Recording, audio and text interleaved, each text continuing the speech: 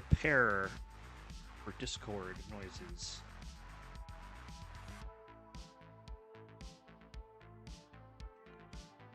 We're about to get underway here. We got a special show for you tonight. Let me go ahead and bring in our special guest. Hello. Hello, hello.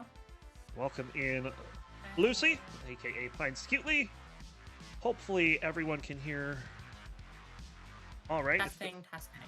Yeah, let's get the let's get this out of the way. Let's make sure that our volume levels are correct. I'm sure that chat will tell me. Do I not have Chatty open? Oh my god. I do not have it open. Let me do that. Chen, how's it going?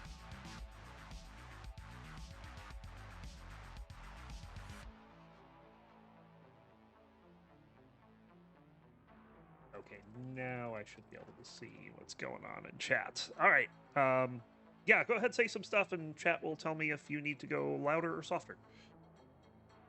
Hi, chat. I'm here to do some analysis. This will be a preview of what I plan to do for playoffs.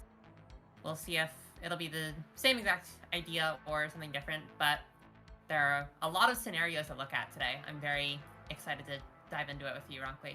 Yeah, I feel like the Division 2 match has more intrigue than the Division 1 matches do. It's kind of wild, and I have no idea what's going to happen with Dengler and Gwafey today. It's going to be fantastic. It's going to be a lot of fun. All right, let's go ahead and get this going here. So yeah, let's start off with that match. That's going to be our first match on the docket. Dengler and Gwafey going to be closing out the season, and Dengler, it's pretty much choose your own adventure for him. Yeah, so let's pull up his stats through the year so far. I think he's had not a great year by his standards. He's gotten to the CTM finals, which has been good. 8th in Mega Masters, top 16 in TWC. Made playoffs at CTL once, but last CTL season did not win a single game and was unfortunately relegated. But he was able to get a couple of top 4s earlier in the year and decent stats all around. And then we've also got his opponent. So Gwafey also made a top 4 in CTM, his best placement. No playoffs in CTL yet. Was in Division 1 before, but was also relegated. Also a top 16 TWC player with that match against Meme. And generally a little bit worse on the stats. So got a head-to-head here. And I would say that Dengler statistically is the favorite. What do you think, Ronkley? Statistically, Dengler has been the favorite in just about every match he's played in the last few months.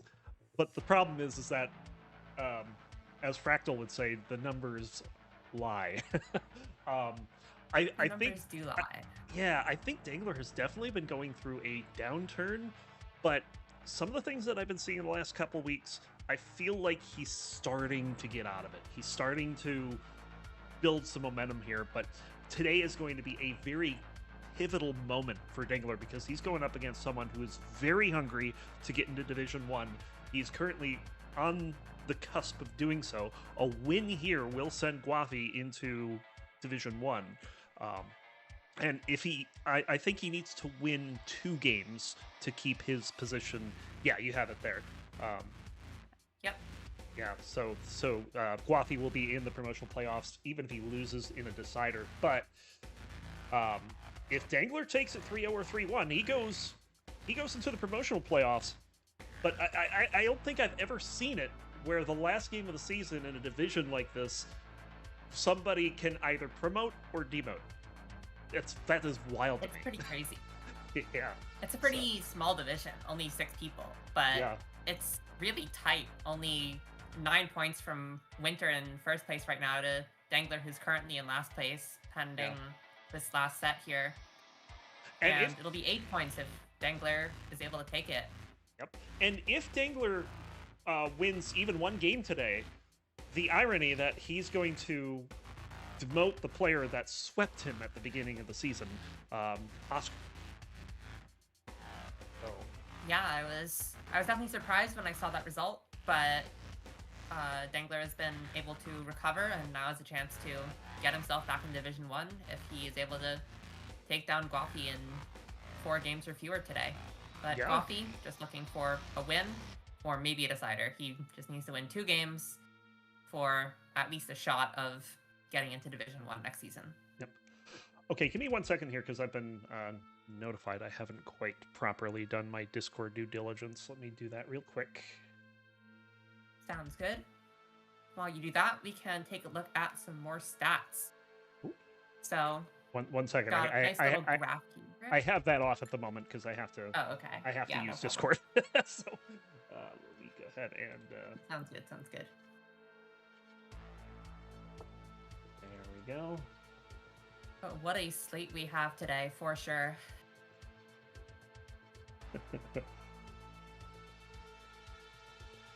Absolute bangers of matches all around. Let me get back in. All right, and there we go. Yeah, so got this little graph of head-to-head games. So the big red bars are the early tops. Both of them early top a decent amount, so it's kind of hard to tell who's better. Gwafey only above a 1.1, about 40% of the time. So he needs to find that consistency, but when he finds the consistency, he's definitely able to take it above and beyond. Same thing for Dengler. He's had a lot of tops earlier than he's wanted. These stats are only for Division 1 of CTL, so it's not going to be all of the recent stats, but you can see he's really got that pop-off ability near this right side of the graph. Oh yeah, he's definitely can put the numbers up when he's on his game. Yep. And then we've also got predicted win rate out of the sample of games we have. So the numbers are giving Dengler a 76% chance of taking it, but we all know the numbers can definitely lie. This is true. But we'll see. I mean, I feel like that if Dengler shows up today, Gwafey might be in trouble. But also vice versa. Gwafey definitely has that potential to show up. He's had very strong sets that can be there, and I'm hoping it's just a strong set for both. That would be the best outcome. Yep. Sounds good. So, time to predict. On a scale of 1 to 10, where 1 is Dengler's 100% taking it, 10 is Gwafey's 100% taking it. What do you got? What are you thinking? This to me is so hard to call, but I have to give a slight edge to Gwafey. So I'm probably like about a 6 on the scale. Interesting. It's very. I feel like it's going to be. It has a potential to be close, but it also has the potential for one side to just kind of snowball if game 1 goes wrong for one or the other. Yeah, definitely. I feel like I'm gonna say I'm about a 4. With what you were saying about the Dengler getting back on the upturn a bit, I think if he's able to find his form again, he definitely has the higher ceiling that the two players have shown. So if he's able to approach that ceiling today, then I would say he has the edge. But I can't say I've been watching all of his recent matches, so not super sure, and we'll just have to see how it plays out. Yep. And of note, these two have played one prior time back in April in Division 1B. That was a sweep for Dengler. Yeah. So, if that happens again, Gwafey is going to stay in Division 2. So, a lot on the line. I think that's about all the stats I've got for this match, so you ready to get into it? Yeah. See, I don't have Dengler just yet, but we're about 5 minutes early, so go ahead and head back over here for While we're waiting, I can pull up what we got for the other matches. Oh yeah, let's do that. I'll bring it back in, and whoops, ignore the screen, folks. There we go. And yeah, there we go. That's that is the current playoff picture, and you've got the seeds 1 and 6, which are Blue Scooty and Neko. They are locked in; they cannot change. But the rest of the field is kind of can be shuffled a bit. Yeah. So we've got 2 matches in 1A, 1B fully done. Hydrant unfortunately eliminated, but Sodium's destiny is in his own hands for his match. But our first match out of those is going to be Cobra versus Andy, and this is the one with the most scenarios. So yeah. Cobra locked into either the 4 or the 5 seed, and it's just a question of whether he can take over that 4 seed.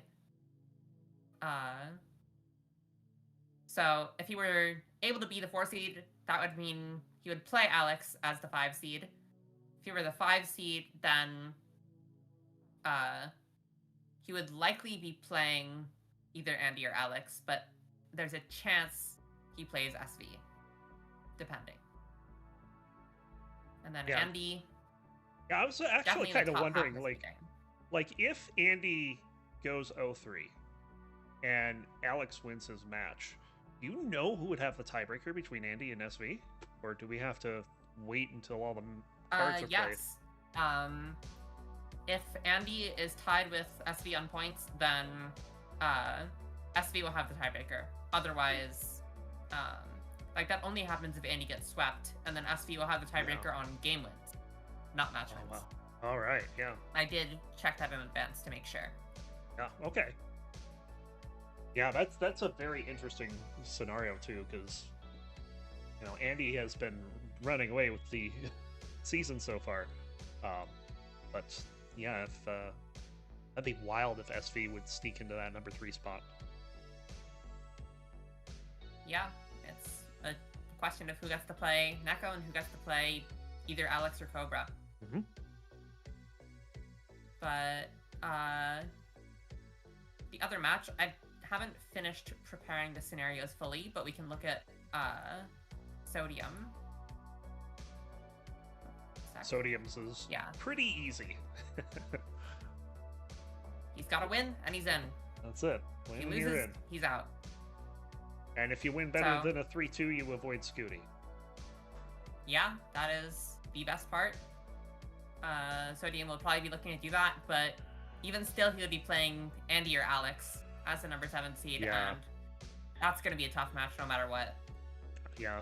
But one of the things that really impressed me about Sodium last season was just his 18 efficiency. It was by far the highest in Division 1 in Season 30. I don't know what it looks like this season, but Sodium has shown that he can start strong, and he's also got 19 and 29 as well. So, I hope Alex isn't sleeping on Sodium. That would be... Definitely. That wouldn't be good. But yeah, Alex's fate kind of depends on what happens with Andy first. Yeah, I was going to fill that in after the first match.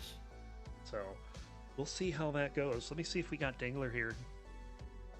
Yeah, we got the also, Dengler. Apparently, YouTube stream title is wrong. Yes, it is. That's not something I have control over. Only Peak Eric has control over that, unfortunately. So if Peak's here and wants to fix it, hey. Would be nice. Let me go ahead and just very quickly. We've gone over most of this already. This is the wildcard standings for Division 1. And there's only 3 people involved. Kirby is going to make it. He'll be either number 7 or number 8. Wallbant is really a big Alex T fan today. And then Sodium, his fate's in his own hands. He's just got to win. And then, as mentioned, we got our brackets set up, but we only have 2 people filled in. Blue Scooty's the number 1 seed. Neko's the number 6 seed. And we'll see how the rest of those fill in as we go along. So let me see if we've got cameras, because we've got both the players in Nestris Champs. We should be able to get going pretty soon here. This will be a nice appetizer in one way. It's an appetizer for our playoffs, but it's also an appetizer for the promotion and relegation playoffs. I'm very excited to see those. Oh yeah, they're going to be interesting this season for sure. We got Critical and Peak as the Division 1 players playing against the Division 2 promotion playoffs. And Peak is going to be playing whoever gets in their promotion playoff from 2B today. So that could be either Gwafey, Winter, or Dengler. And any of those definitely exciting matches. You have both these players here. So what I'm going to do is I'm going to go ahead and get this screen open, and I'll do a quick screen share.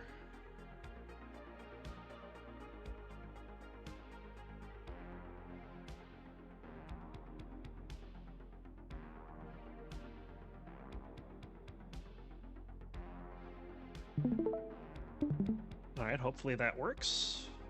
Yep. And we have both our players here. We have Gwafey on the left, Dengler on the right. And we have a prize pool at $1,340.45. We've already given away 25 of that to Blue Scooty. We'll give the other 25 away a little later. It's either going to go to Andy or Alex, depending on how those matches shake out. But the rest is split up among the top 4, unless we hit $2,000. If we do that, everyone in the top 8 that makes playoffs is going to get paid. So if you want to see that dollar amount go up, get these players some cash, that's how you do it. Exclamation point Matcherino in chat, and away you go. Let's go ahead and see if we're going to get any 19 from these players, or if we're going to increment or reroll. Like. What's that? Oh yeah, 18, like 18 increments. Yep. So let's go ahead and give We've them a seed. also got Winter in the chat rooting for Dengler so that she can keep her automatic promotion spot into Division 1. Yep. So all 3 of the contenders for first place here. Yeah, and if this goes to Gwafey in a decider, we've had several players that have gotten penalized this season. If this goes to the decider and Gwafey wins, this would be the only one where the penalty points would have mattered. As Winter is she got a -2 by her name, unfortunately. Yep. Good to show up to your matches on time. Yep. We have 2 readies on the screen. Let's go ahead and get this counted down for our Season 31 finale. We have Gwafey, we have Dengler. Let's count it down in 3, 2, 1, Tetris. Okay, I'm gonna switch. A quick swap on Dengler there. And let me know if the feed stays on, because I am switching screens over in Discord. It should stay on. Let's go ahead and introduce players really quick. Over on the left, we have a roller out of the United States. He has an NTSC PB of 4,690,000. Welcome in, Gwafey. And on the right, the owner of the first perfect max out that's not RNG manipulated. Roller out of the United States. He's a PB of 3,834,000. Welcome in, the Dengler. And, I didn't realize how decently close their PBs are. Well into Gwafey, 29. brand new PB actually. Oh, really? When did that happen? It was a 29 star PB about, I think, yesterday or 2 days ago. Wow. But very recent, and seemed to be line out past level 100. Very nice. Yeah, that level 100 barrier, that's pretty much the gateway to colors at that point. Yeah, definitely looking to be one of the next to get there. But when I was looking into this match, one of the things that surprised me was these two, even though they're both staples of the CTWC Northeast Regional, haven't played each other there. The only match between them was the one match in CTL. Well, that's crazy. Both there last year, Dengler took home or I guess this year, Dengler was able to take home the regional over Tugi in the finals, who was the player who beat Gwafey in the quarterfinals. Yeah, that regional was a lot of fun. I think there were some surprises there. Dengler getting the win, probably not a surprise, but he had to beat Meme in the semis. Yeah, that's pretty big.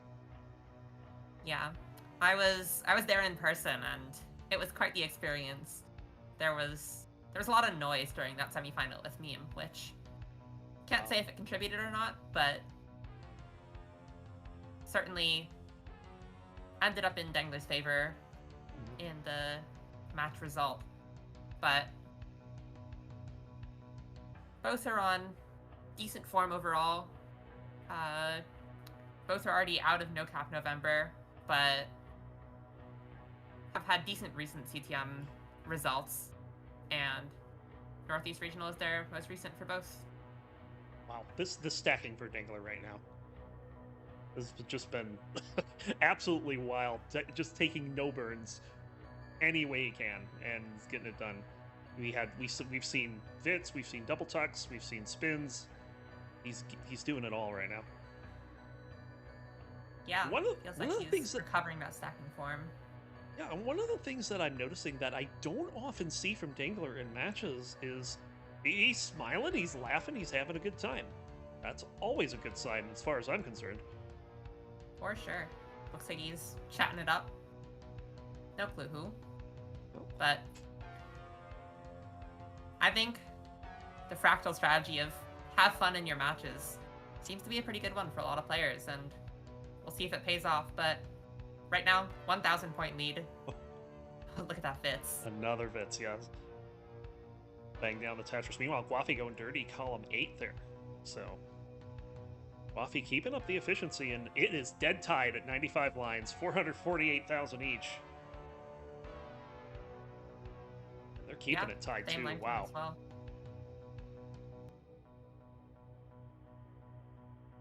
Yeah, Gwafey with that column 8 dirty setup. It's a decently standard thing you'll see from some players to get a well transfer if they have to cover their well with an S or T piece. Just a way to get out of it with 0 to 1 burn. And Gwafey was able to get the 1 burn transfer there. Tetris for Dengler. Let's see how he handles this. Just going to take some burns there and gets the bar. Another Tetris. We're looking at potentially dueling 600 transitions. Very strong opening. Yeah. Sort of what you'd expect on 18 for a player of Dengler's pace caliber. Gwafey, maybe not as known for pacing consistently, but certainly has the potential to put up huge pace games on his day. Yeah, we've seen Gwafey put up some big scores here on Sunday nights. He's got 600 already and 2 more Tetrises available, so he could have the lead going into 19. Dengler's in at 635.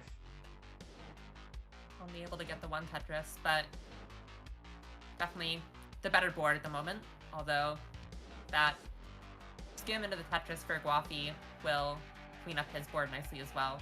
Just a double well to fix. And half a single separates them at transition. Gwafey had the lead going into 19. We'll see how this goes. My 6 is looking maybe a touch too high. Maybe I should have gone closer to 5.5 here. Yeah, you really can't get much more neck and neck than this so far, but it's going to be a battle probably on 29. Hopefully we get there, but we'll just have to see who's feeling it more. Gwafey clearly filling the line out with that recent PB. Dengler, you never know.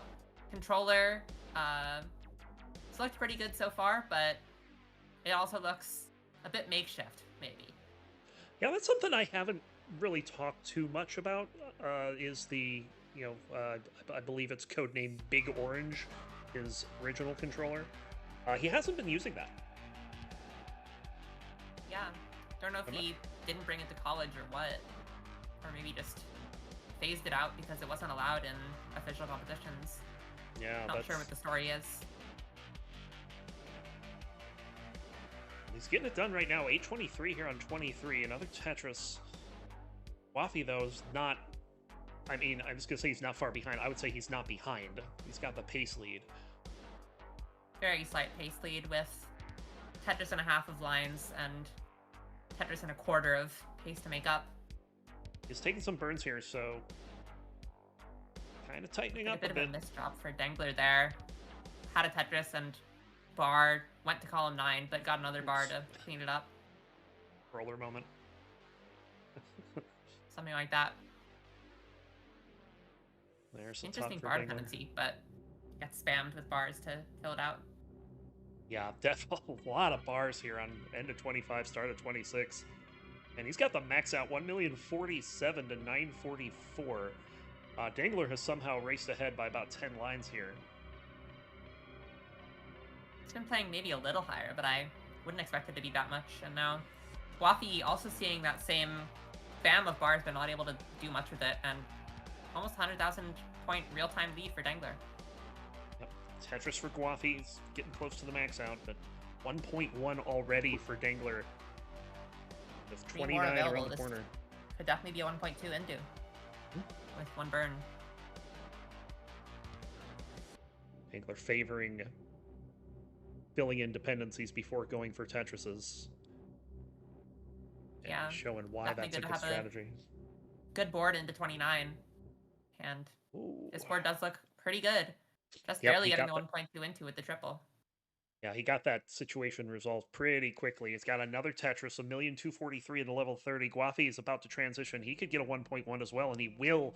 1,135.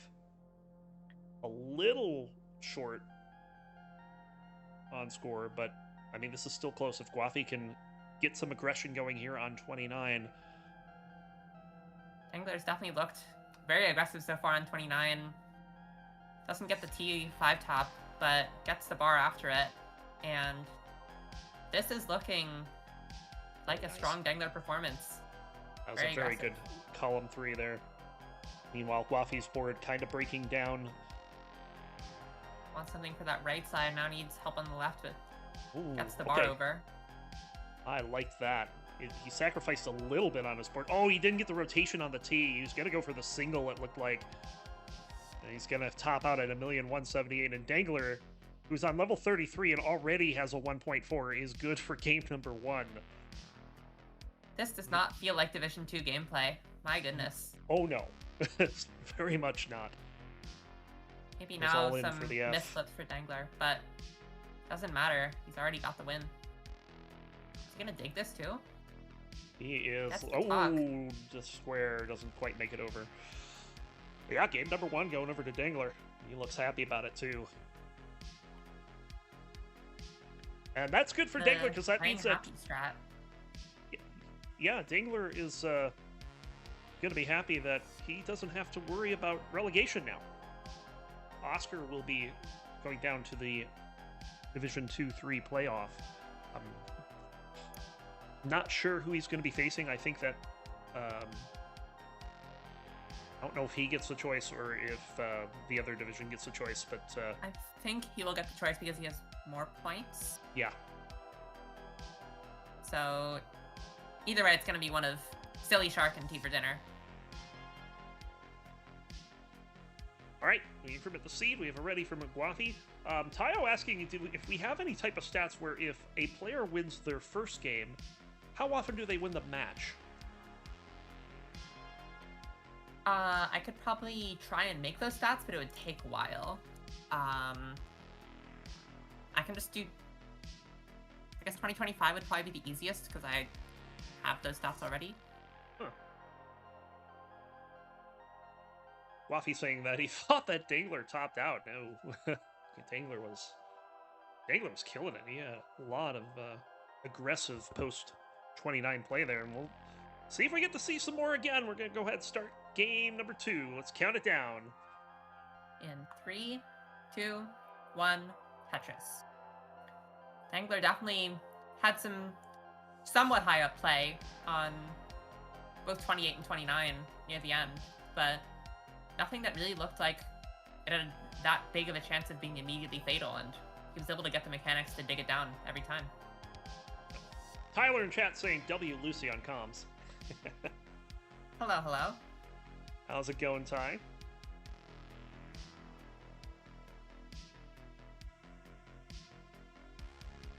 Oh, wow. This dependency for Dengler, of course, it works out. Yeah, Not gonna go no burns there, though. Yeah. But I mean, this is the kind of stacking that just makes it fun to watch Dengler play. Yeah, look at that T-spin setup. I think that's pretty much optimal. Mm-hmm. And if there were anyone to know who it's optimal, it would be Dengler. He would be the one to know.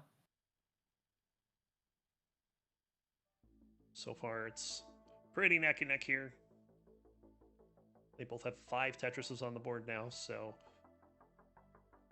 again, I mean, we're looking at another strong opener here. They both had 600 transition. In fact, their transition was within 1,000 points last game. So, and those were strong transitions as well. It's not like they're playing both similarly badly. They're both playing similarly well, at least until the later 19 and into 29 speeds last game, where Dengler was able to pull ahead quite a bit on pace. So we'll see if he can keep that up or if Gwafey can fight back. Gwafey does get the right side open before Dengler can, and Dengler's looking for an L. It took a while to find. I don't think he thought about going dirty, but played it safe, wise choice, and he does actually have the lead, even after that little burning sequence. 1,900 points.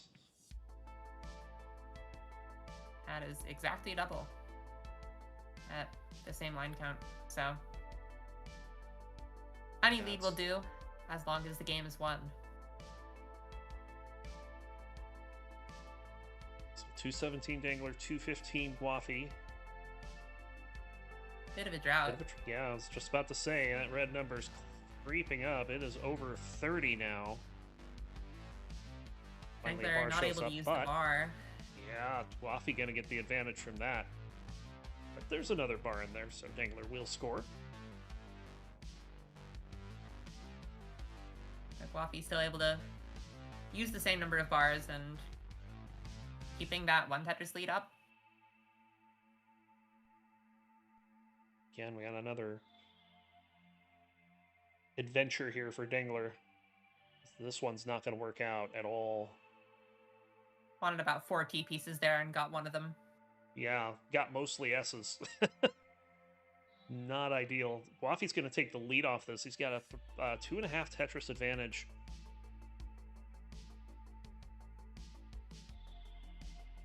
Almost able to be resolved cleanly for Dengler here. Gwafey, no need to resolve anything. But drought helping Dengler out since he's not Tetris ready. Gwafey not able to take advantage of this dig.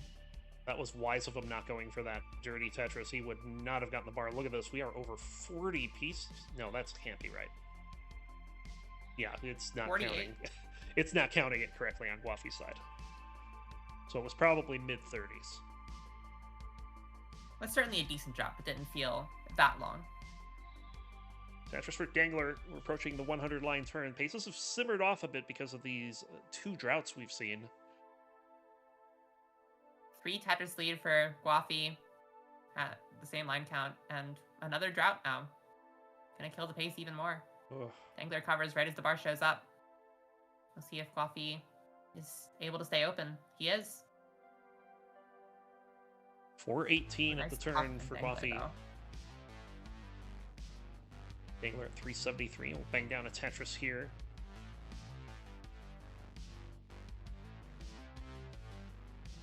Gwafey Another might still interesting be... overhang. Gwafey might be still having dreams of a 600 here. I don't know if he can get it. I think he can.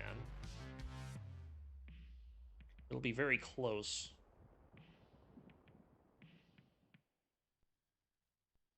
Dengler looking at a low 500 if we get bars, which has been an issue this game.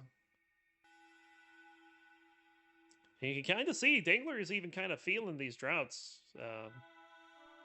He set up that second Fitz because he saw the bar, but the first one he just did not set up at all. And now we're getting to a situation on both sides here right before 19. I think Dengler's going to get out of this. Oh, hold on. Just wants an L piece. Hold on. It's not showing. Okay, he gets the right side open, but Gwafey now in big trouble. Very spiky board. Not what you want going into 19. Jay's going to help, though. Oh my god, those bars. And Gwafey's if there was only one of the two, would have been scary, but that's the L piece right after making that L dependency, and that's a Tetris for Gwafey. But what a dig just like from that, Gwafey. one Tetris is the difference. Yeah, Dengler getting a little bit of runway back here. Gwafey having to do some burns, but otherwise has a bit of a better board state than Dengler at the moment. Yeah, a bit of a misstep from Dengler, putting him into the stag. And that LP doesn't get all the way over. It looked like he maybe wanted to try to burn away that right side. Yeah, and this is the kind of thing Dengler needs to avoid. He's going to have to spend some time working this out. Yep. Down the Dengler, it's still going. We're a couple levels into it, but he's finally going to get the right side open and bangs down a Tetris. 625, Gwafey at 713. Close to 100,000 point difference now, and Dengler might try and set up for this just to make some of that deficit back. Doesn't get the pieces to burn it away super cleanly, but pretty clean solve. Only 2 more burns. Yeah, I like that solve. Gets the bar over and will bang down a Tetris, but Gwafey is just not letting up. Might be going dirty left well here, and does get the dirty left well. 8-11. Still not cleaned up though. Wasn't able to get any pieces that were too wide on the bottom for a long time to fill out that left. Now able to do something with it. And a bar would be perfect transfer for him. Where's the bar? We get red numbers instead. Okay, finally comes. And good job on Gwafey for keeping that well transfer clean throughout that little mini drought there. Yep, and now the board is in a much better state, going towards 29.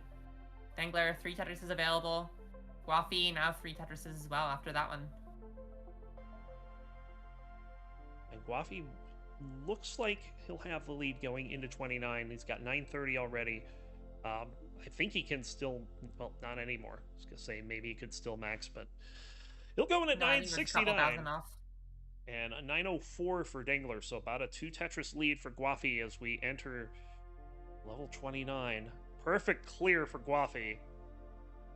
Crack to look away. Another aggressive setup for Dengler on this 29. Oh my goodness. You're gonna need a 5-tap. Ooh. Even after that bar. Gets the next bar as well. And the 4-tap. Oh no! Ooh, the right side though. Misses a 4-tap right, and he's gonna top out at 928. We're tied at 1. Yep. Gwafey looking good on his side as well. So, both players, a strong game, but not able to have strong games at the same time, and it's just whoever's surviving this early 29 so far. Yep. Yeah, it almost feels exactly like game 1, except role reversal. Yeah, a bit less of a lead into 29, but was still very close throughout. Gwafey might look to mull in this. Oh, absolutely, yeah. See how he's feeling. A 29 Vits. Quite the Vits. That was a really aggressive Vits, but pays off, gets the additional bar. Oh, this tower of power there. Not able to get any help for that middle. Yeah, too many S's and Z's there on a flat board. 1,386,000 will be the score, but still very impressive showing from Gwafey here. And you know, both of these players have looked sharp. Let's see if they can keep it up. Game number 3.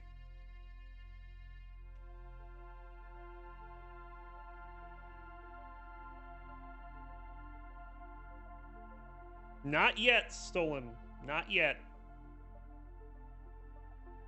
He's not going to Div 3, but if Dengler wins 2 games, if I remember correctly, him and Gwafey will be tied on points, but Dengler will have the tiebreaker. Yep, they'll have same points, same match wins, which are the first 2 tiebreakers. But the third tiebreaker is head-to-head if they're in the same division, and Dengler winning the set would give him the head-to-head. So, all right, that's what he needs. However, if Gwafey were to win another game, then the only thing that would matter after that would be whether Gwafey wins or not. Dengler would no longer have anything in the game. Yep. All right, let's go ahead and get counted down for game number 3 between Gwafey and Dengler. We'll start in 3, 2, 1. Tetris. So each player having a bit of a pace lead in these 2 games thus far, and capitalizing on the 29. Who will be ahead on pace in the 29 this time? Yeah, seems like, I mean, these 2 are playing 18 pretty closely. Last game was a little different because of the droughts. But so far, I mean, these 2 are putting on an excellent show. Dengler gonna bang down a second Tetris there, and so far, looking like another close game. Yep. Dengler opting not to Vitz, keeping the board reasonable. But we'll see if that gets punished with a few burns, and I think that might have just been the punish there. Yeah. Gwafey also taking a couple burns, so still a very close game. Another Tetris there for Dengler.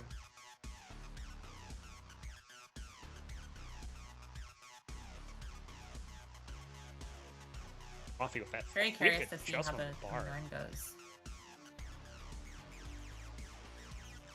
Gwafey wanted a perfect transfer there, but switched out of it to keep his board reasonable. Yeah, you can see he's not going too aggressive here. Definitely managing the aggression, and rewarded with a nice clean stack. Even after taking a couple of burns. So the classic Aaron advice of burning for stack health. And Big fan now, of that advice. hold on here. Gwafey up pretty high. Couldn't use the bar for a Tetris, and he's got the well covered again. They throw a bar in column 10 there as well. Yeah, this isn't isn't terribly dangerous. Oh, I like that adjustment on the bar there. That's crazy reaction time. Yeah, that's the second time he's made a really quick reaction with a long bar that required a 5-tap left. Yeah. I think if I learned how to rule, I would not be going for that adjustment. I don't know if I would believe in my reaction time, but Gwafey can do it. I definitely would not. And you gotta respect it. Makes the board just that little bit better. You can hit it with confidence. Yep, 301 for Dengler, 202 for Gwafey, so that situation for Gwafey definitely costing him in the lead. But he's got the board stabilized now and looking to try to at least keep up with Dengler. Dengler's board definitely was a bit on the unstable side for a bit, but getting good pieces to fill in all those dependencies, and now gonna flatten it out a bit more. Just needs one more J piece to get he'll wait a bit the for board that you would want. About that J piece. There it is. There it is. And the square. Now everything is alright. Looks like another drought, though. Drought, yeah. It's just... As the players get their Pull boards back up high, from but Dengler. both players getting back-to-back bars for the back-to-back jacks. Ooh. Little misdrop there for Gwafey. I think he saw an adjustment but couldn't get it where he needed to in time. That's just a couple burns. He's out of that. The couple burns that he's been taking have been adding up, though. Weird misdrop from Dengler, though. Yeah, And missed. that's missed gonna cost him back. 4-tap left there, I think. Seemed like it. does feel like he's been missing more 4-taps than 5-taps from what I've seen. But any mistap at all is not what you want to see. Yeah, It can all be deadly in their own ways. A lot of people have told me that 4-taps tend to be harder than 5-taps, and I don't know. Zempro's a big advocate of that theory. Yeah. The 2 and 3s in particular. I mean, they're both not bad. overhitting it.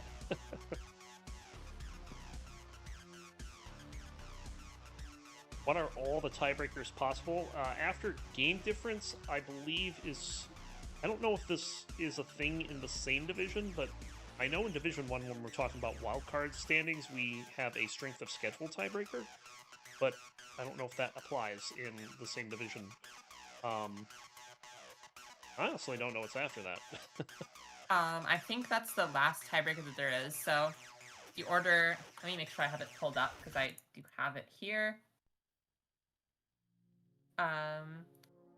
Okay, match wins, so your match record, then game difference, which, if points are tied, that'll be the same always, unless there are penalty points. Mm-hmm. And then, which we actually had happen in Division 5A this season. Wow. And could happen this season as well, with Winter and Gwafey. But the next tiebreaker is, or could have happened, I guess, if the points were a bit different. I don't think it actually will end up happening. Yes. But after that is game wins, which could come into play in Division 1 if Andy gets swept by Cobra later, and Alex is able to take home a win against Sodium. Then the game wins will give SV the tiebreaker. Then after that, if those are all tied, then it goes to strength of division. And not sure exactly how that's calculated, but... Yeah, I would leave that up to the king at that point. 719 for Dengler, 605 for Gwafey. 100,000 plus lead has been sitting there since transition. Dengler having a very nice game, but now we're having a very nice drought. 35 pieces. Oh no, Gwafey. Gwafey. He's not going to be able to use it. Over. Oh, that's going to be it. Not able to get the next T. And Dengler is up 2-1, and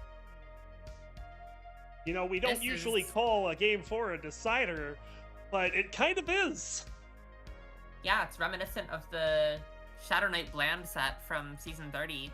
I don't remember the specifics, but I remember it got to a game 4, and the game 4 was what decided who was getting promoted and who was going to be in the promotion playoffs. And I went through that too in Season 30. Me versus Milo. I had to win 3-1 or better, and I was up 2-1. I won the set, just not 3-1. We got both players ready. Let's go ahead and get them counted down for game 4. 3, 2, 1, Tetris.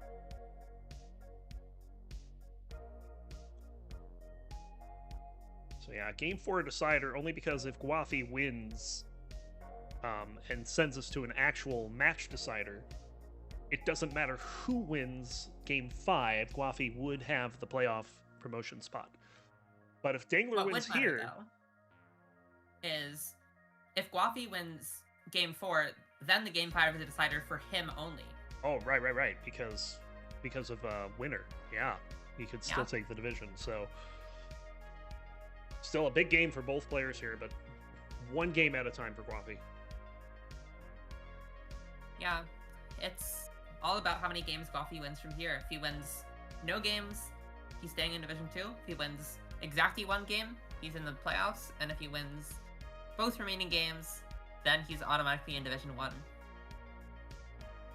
Can't make it more pressure than that. Matches for Denglers so far. Only one burn from Gwafey to start this is pretty much the difference. Dengler has had to take several. Still on good pace though. Only 5 burns. That's gonna be a second burn from Gwafey. Nice bar flat. He had a row of teeth down there in row 3 there. Able to clean up the parity nicely though. But the little bit of burning he's done has gotten Dengler a lead of his own.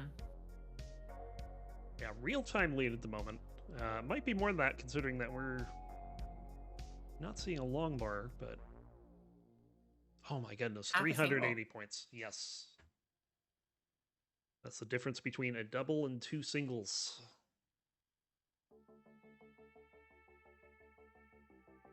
The Tetris for the Dengler. Vists from Dengler. Surprised he didn't do one with an earlier placement, but does it with the J.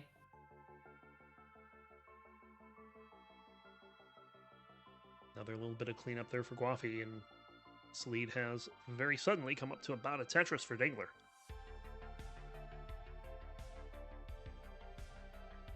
Yeah, Gwafey had the very early lead of about a Tetris, but Dengler extremely clean since then, dropping basically no pace until now, where he is 2 burns, back to normal. Oh, 328 at the half for Dengler. Looking for a mid 600 transition if that keeps going. Yeah. Another Dengler pace, as it's often called, but apparently the score's tied. Only difference is the difference in the lines. Gwafey at 68, Dengler at 67. All right, Drought into double top out? No?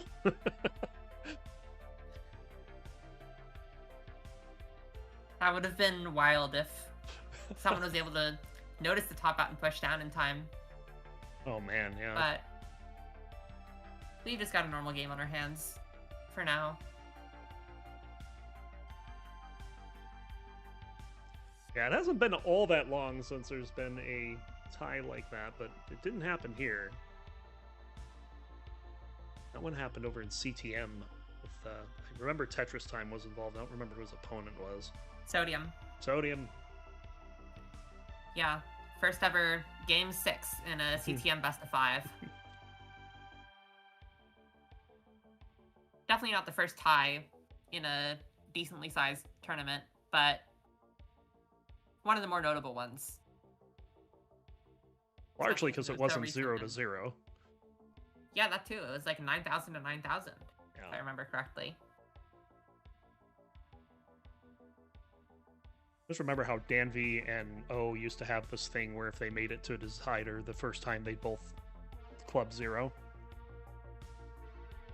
And they did it once, but then they tried to do it in a gauntlet match. And I think it was Danvey who accidentally got a single. Ooh. And Sharky was having none of it. He gave Danvey the win. No replay. Definitely a funny moment. I'm guessing they didn't do it again. They haven't done it since. Who knows if they would? But we'll see. My board here is long bars are hard to come by late on 18. But Dengler is still finding them. He had a good stack that whole time, was just waiting on it, and took its time showing up. But looking at almost a 600 with the burn into transition. And no fear of the T-spin. Yeah, it looked like might have been a misdrop with that Z piece from a while ago, but was able to resolve it with that T-spin setup. Gwafey's just going to triple in at 584. It's funny, I think a lot of people will think of Dengler as a great 18 pacer, but I think what he should really be known for is as a 19 pacer.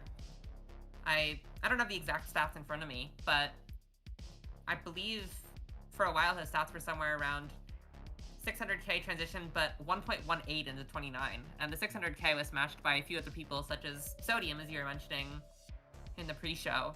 He's one of the stronger 18 players. And in fact, there was an event in Classic Tetris Brawl 2024 Winter Games, which was sort of a team showdown, and Sodium was pretty consistently beating Dengler on the 18 speeds, but when Dengler was able to get into the 19 speeds, that's where he really took advantage. Yeah, everyone probably knows him for the perfect max, but he also has a 1.5 into 29.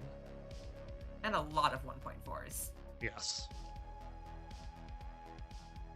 And right now he's also got got a a lead. very big lead, 841 to 646, as Gwafey was struggling at the top of the board, but nothing really seriously dangerous. And has us down to the bottom now. He's getting Tetrises again.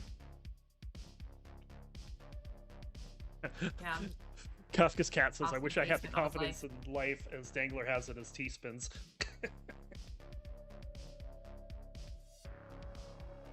Yeah, has all that 19 pace practice paying off in the mechanics. Yeah, it's just like every time I look and read chat, someone's talking about an adjustment or a spin that Dengler's doing. That's how you know you've got Dengler playing. He's just doing all kinds of these little micro adjustments for maximum efficiency. He's got the max out. Gwafey's only at 760. Yeah, it's the adjustments Gwafey's making their difference. Yeah, Gwafey's going to have a huge 29 here, it looks like. We'll see if Dengler plays it a bit safer with this lead that he's got. Because last time he had a lead, he was pretty aggressive in kill screen. Wasn't as big of a lead, more like 100,000. But what he doesn't want to do is give Gwafey a window back into this set. And topping out early on 29 is how to do that. Speaking of 29, we're about 7 lines away for Dengler. Gwafey's still a bit behind that, but Dengler not going to be able to Tetris in. He's looking for the triple, but now is kind of in a bit of a spot. All right, he got that down. Good. So he's in at 1,137,000. He gets a Tetris on 29. Gwafey in at 944. So less than 200,000 points. That is a missed 4-tap for Dengler. And that might... Same missed 4-tap as kill before, him. not able to get a bar. So Gwafey, you're in a chase down. You need B75. One of the most high-pressure chase downs in terms of the stakes that we've seen in a while. But it is doable. Needs probably about 1 or 2 Tetrises, I would estimate. He gets a full Tetris lineup probably there. won't do it. Oh, no. That J piece, not what Gwafey wanted. Oh, and he's going to top out. And Dengler's going to hold on. And you to believe this, Dengler goes from worst to, well, second. But still, that's a shot at the promotional playoff spot. And we might be seeing the start of the Dengler redemption arc. GG's. Dengler takes it in 4. I think you said he plays... You said he plays Peak? I believe he does. I'm not... Actually, I think it's probably not going to be the same as just matching divisions. Oh, yeah, it is. It'll probably be... It is. When the divisions match up, when they both have an A and a B, it is just straight. Okay. Then, yeah, he plays Peak. Yeah, so it'll be Peak versus Dengler for best of 7 to see who gets Division 1 next season. That'll be exciting. All right. Go ahead. Get set up, rather, for the next match. I believe that's Cobra and Andy? That it is. All right, let's go ahead and get ready for that.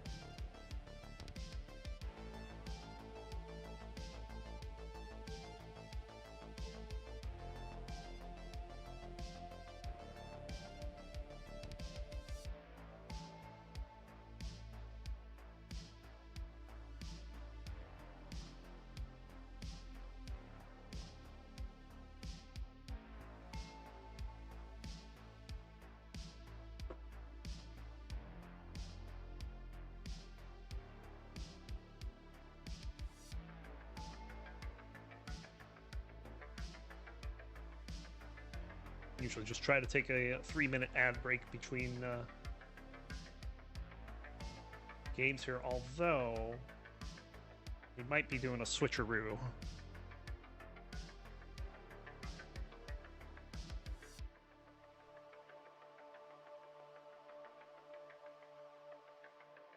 Sounds good. Looks like probably not quite 3 minutes, but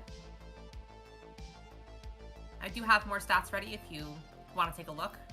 Yep, let me just figure out which. The ads. Yeah, let me just figure out which match is next. Andy is requesting to swap matches. I'm just going to make sure that that's fine with everyone.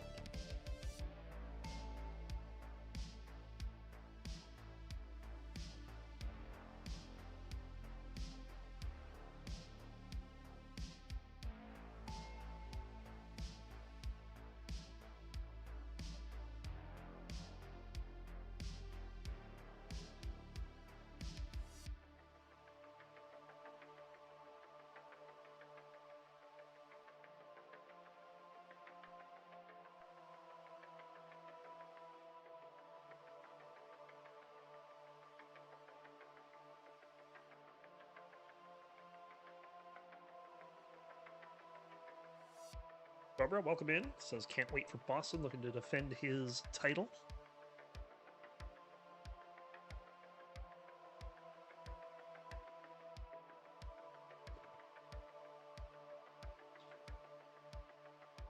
I am definitely excited for Boston this year. It should be a fun one. We've got some big names. Scooty, definitely the biggest name. And maybe some others potentially coming, not confirmed. And a great format coming in as well. Fractal's new format that he's cooked up is Exhaustion, where you lose points if you lose DAS. So you want to try and play DAS. Even though it might not score you as many points, you lose enough points that it's better to DAS than roll if you can play DAS well enough. That's a very interesting format. I think if Scooty's going to that, I think he can thrive at that format. Definitely feels like a format he would do well, because on 29, you do want to switch over to rolling, because you can actually score Tetrises that way. But 18 and 19, the point difference is significant enough that the main difference will be, can people DAS well enough? Or do they just want to try and roll, or maybe even tap? All three playstyles definitely have a chance on the pre-29 speeds, and it's just about, can you switch into a rolling grip well enough to keep knocking him down?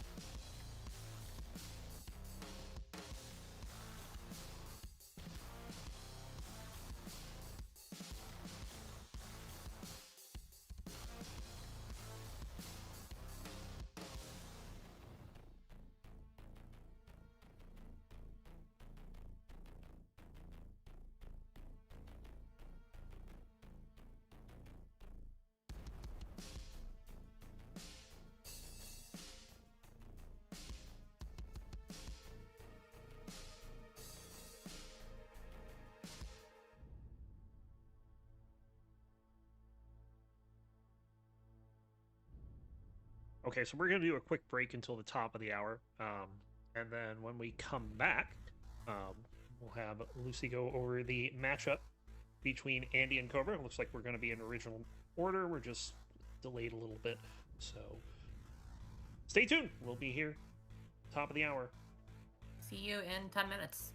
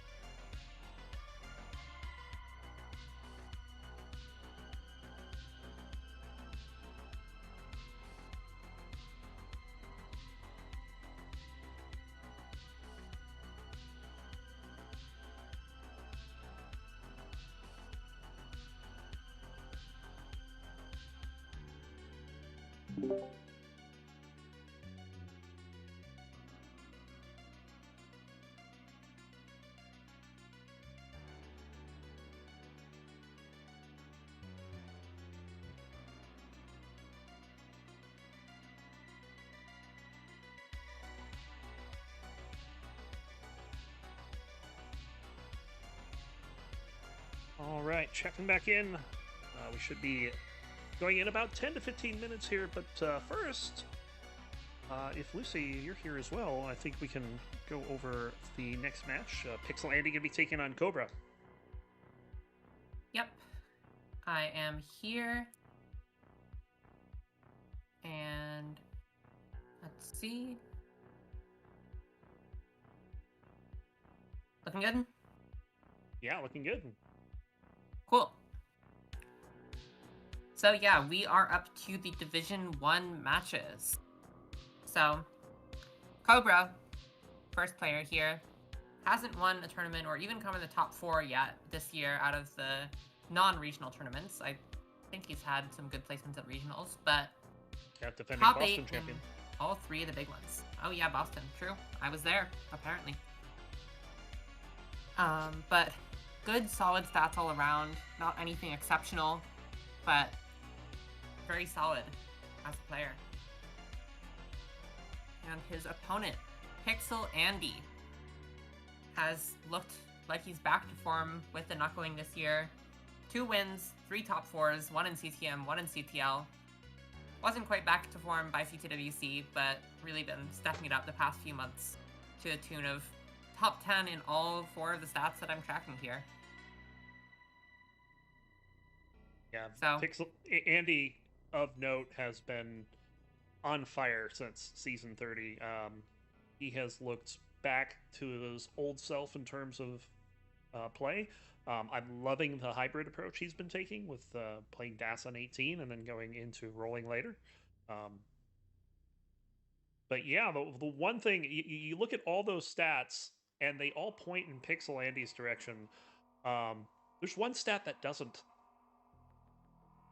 And that's their head-to-head. Cobra actually has a 1-0 head-to-head over him. And that happened in August. Yeah. Andy now maybe recovered enough form that he's looking like he's back. So we'll see how this one plays out, but the number is certainly favoring Andy. Here is the graph. So much lower early top out numbers than the 2 players we saw before, but Andy has the bigger pop-up potential of the 2 with these darker colors near the right side of the graph. What gets me about this one is that Cobra's not terrible at that point either. He doesn't have a 1.7, but he does have the rollover on there, a couple 1.5s, 1.4. Yeah, I think what I want to see most from Cobra when he plays, generally, is being able to close out those games all the way to 39. He's very good at getting strong paces into the early 29 section, but can struggle to finish it off, take it all the way there, and really put up those big individual scores beyond the rollovers.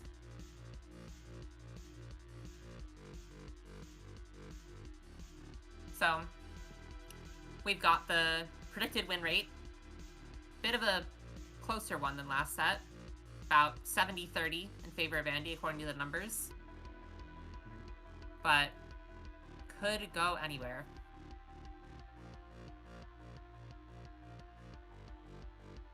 Let's also look at the playoff picture. See what we got here. So, what we got is Andy, with any sort of win, is looking to secure that number 2 seed behind Scooty and win Division 1A and take home that $25 prize. Cobra looking to move up his seed. He's already ahead of Neko and behind SV guaranteed, but he can still pass Alex T for that number 4 seed. So he's going to need to make up a lot of points on Alex. We'll never have the tiebreaker on him if he gets the same amount of points either, so going to need to make up 6 to 7 points to pass Alex. Andy needs to avoid a 5-point change of his own. And otherwise will almost certainly be the number 3 seed, even if he gets passed by Alex. Unless he gets specifically swept, which means that he would not have the tiebreaker over SV. So, let's do some predictions. So, this is going to be one of those times where I don't think past performance is going to say anything about this match. I think Andy is going to be really strong here. I'd say probably around 8.5 to a 9. But Cobra could pop off.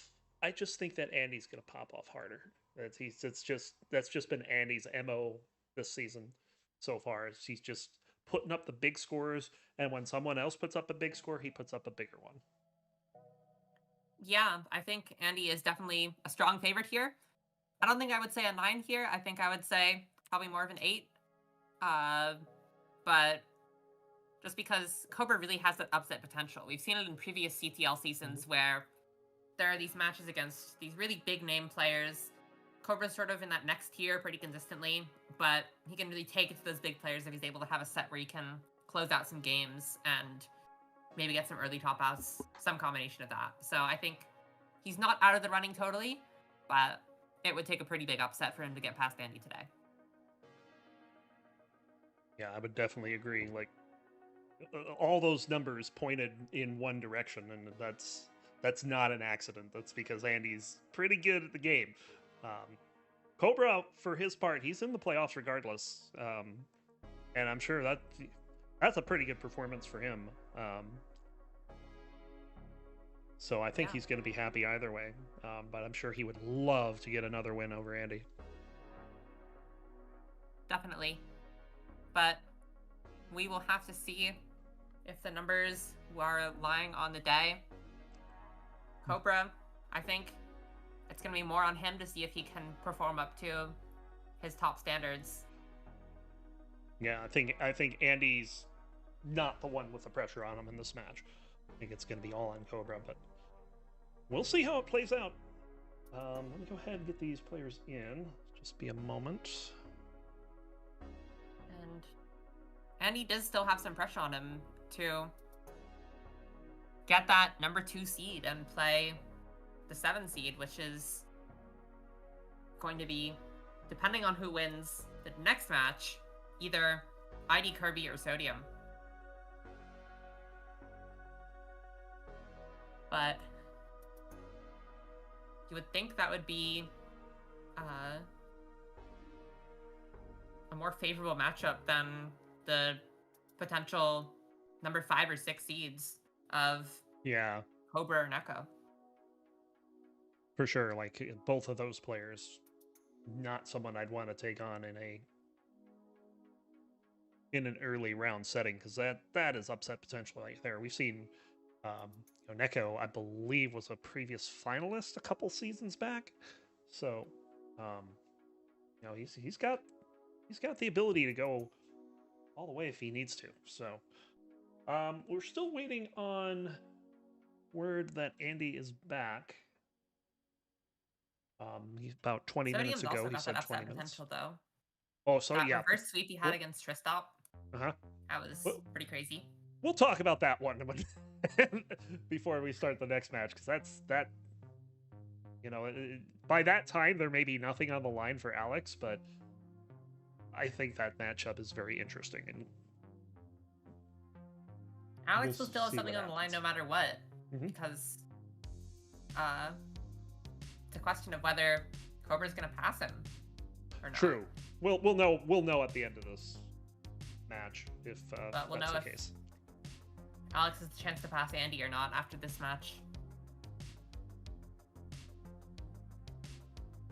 All right, let me see how close we are here.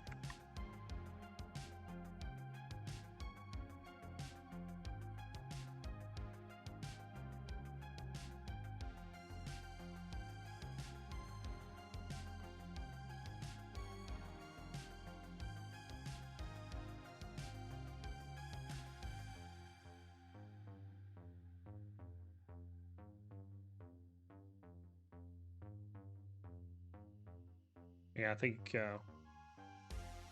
while we're waiting, we'll just quickly run down the rest of CTL, since these are the only 2 matches left. Every other match has been played. I don't know if all the results are in yet. Yes, the final results came in, so we do have all of those. And as mentioned, it's either going to be PixelAndy or Alex taking Division 1. Critical Apis in the demotional playoff spot will be playing Evesy in a best of 7. Yeah, that right there. That's going to be a lot of fun. And then we have Rob Redshirt, who's going to be demoted to Division 2. Down Division 1B, Scooty taking that this morning against SV. That was a fun match. SV actually won the first game, and it kind of looked like it was going to be a exciting set, and it was. But Scooty taking it in 4 and taking that number 1 spot, looking to get his title back. Pete's going to be playing in the demotional playoff, as we mentioned earlier, against Gwafey, who barely Dengler. Dengler, who barely squeaked by.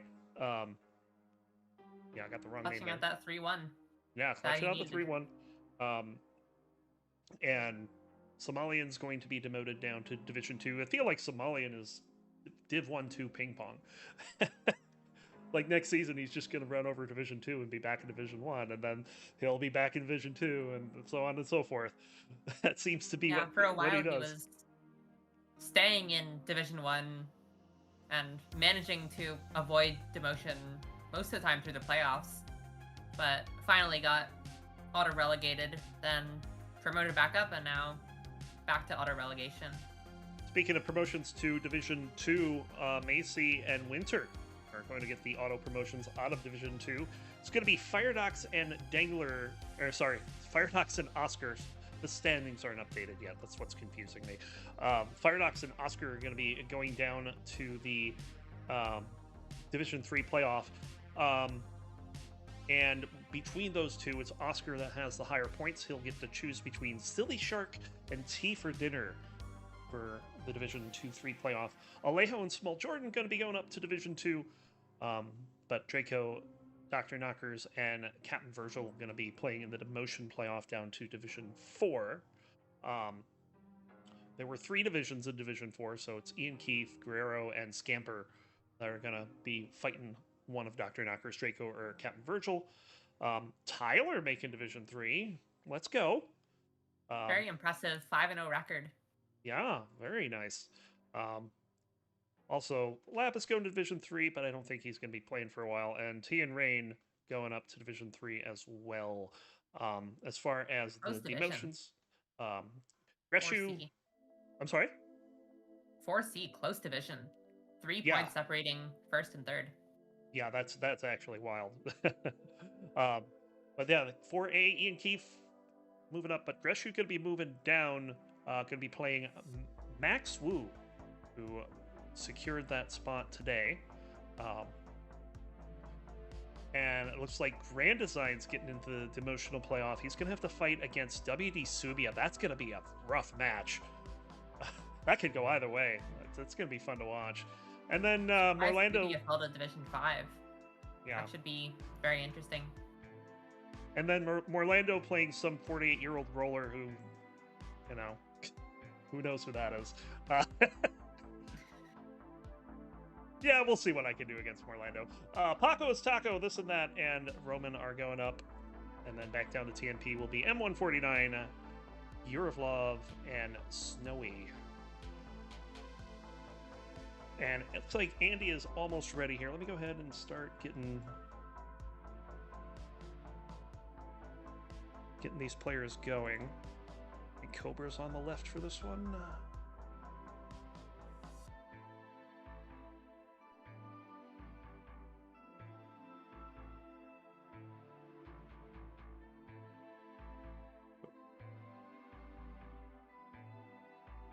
Oh, Cobra gave me his edit link, not the view link. Let's see if that works. Yeah, it works.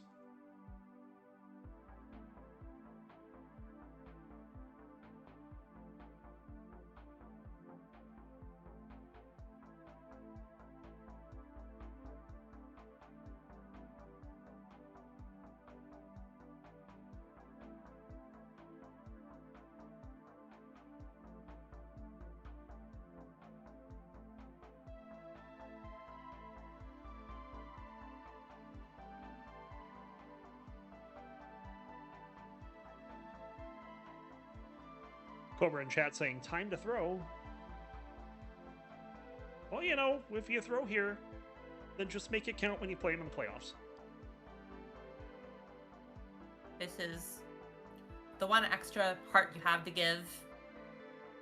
But, you know, it would be nice to fight for seeding, secure that top half seed. Doesn't do anything in terms of skipping rounds, but maybe it'll give you a better matchup. Can actually afford to throw here. Yeah, Cobra had a doubleheader. I don't remember if it was last week or the week before, and he dropped the first one in a sweep and was really down on his chances. And then he got a sweep in the next match. It's like, well, there you go. You're 50% on the day. And that's what got him into the third spot. No, just waiting on Andy here. We have Cobra locked and loaded.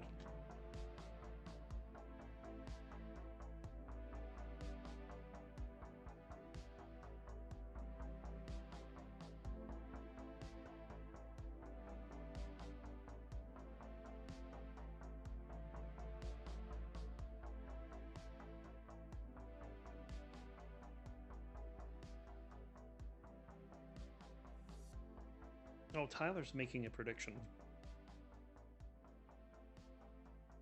Oh, he's already made it.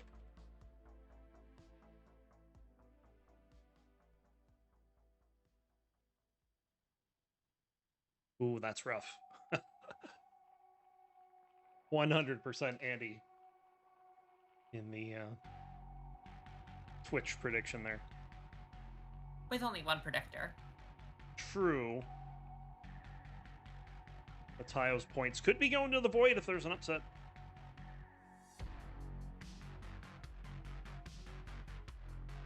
We will have to see.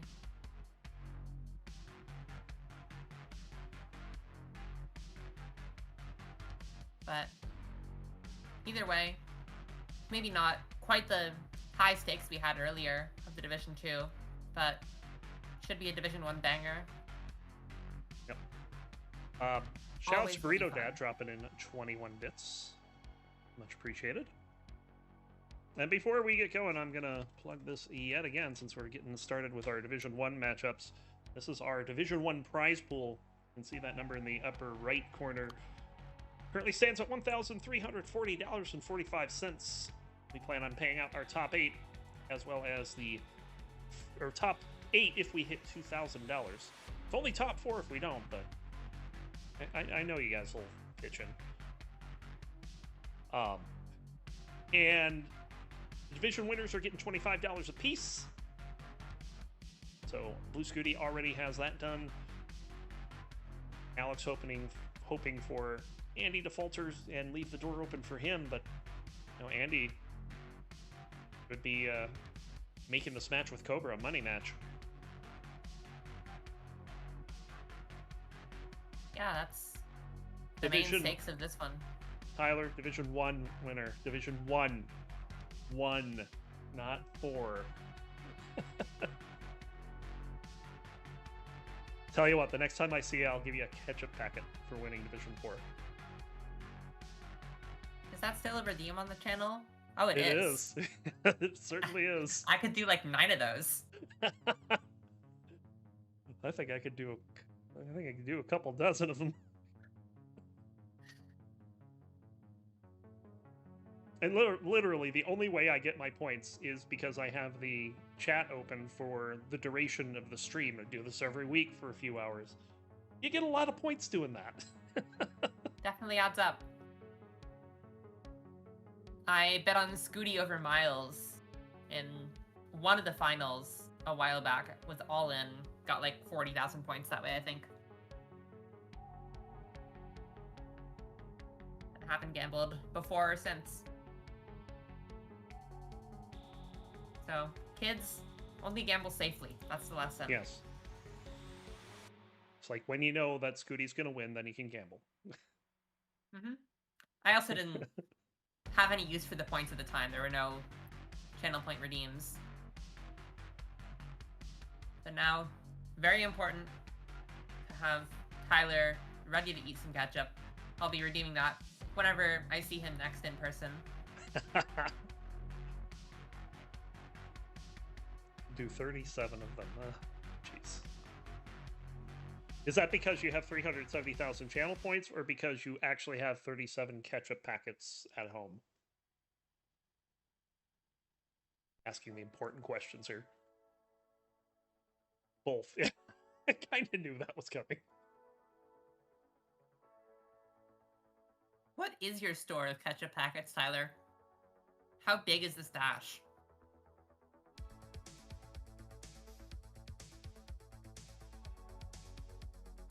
It can only be so big, right? Entire Chick-fil-A bag. All right.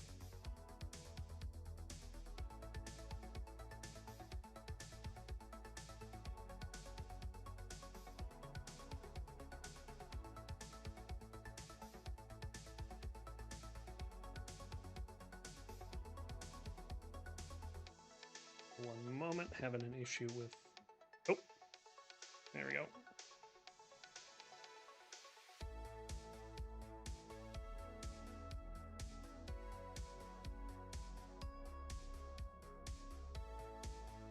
All right, Andy's getting NTC set up, and then we will switch on over.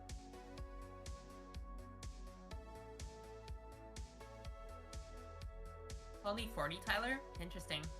I guess maybe if you needed ketchup, that would take up some extra room. I feel like I could do more than 40.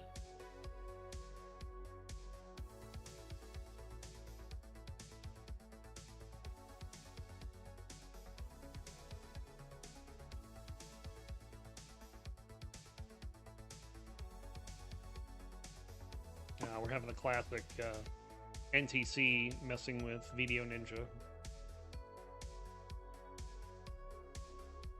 Hopefully this will be relatively quick. Of course, we had Andy on here on Friday in what was a very hype matchup between him and Alex. Yeah, it was a good watch.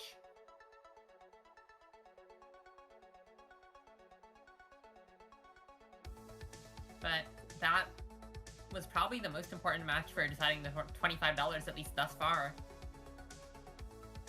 Looking like the two frontrunners for the division title, and out of this division, probably the two favorites going into the playoffs.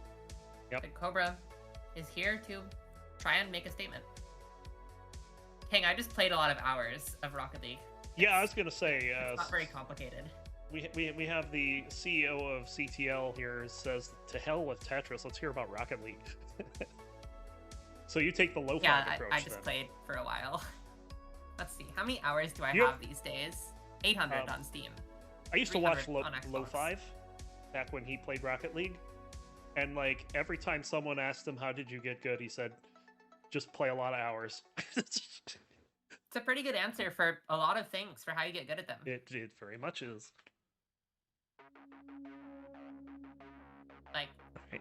I think the only thing where I can say that's not my answer is Tetris. Like, I know how to stack because I watch a lot of Tetris, not play. But I can't move the pieces, and that's because I don't play. So, you know, I gotta tell you, when I was starting to ramp up playing again, it came after like a year or two of watching Tetris Deathmatch once a month and doing all the CTM restreams I do at the time and TNP and stuff like that. And it was like, wow, this is I'm like learning stacking by osmosis. Exactly. And I've watched a lot of Tetris, so hopefully it's giving me some osmosis. I don't think I'm that good of a stacker, but I think I'm well beyond my PB of stacking. I can at least analyze it. I know what's going on. Every once in a while I can hit 600s for my 18 transitions. Just my 19 play, my mechanics are not good. That's also tend to be my problem. I have a PB of 614 and a best pace of 612 at 128 lines. Oh, wow. That sounds like a puppy heart. I do enjoy my pacing. And I misdropped the bar for the PB. Oh no.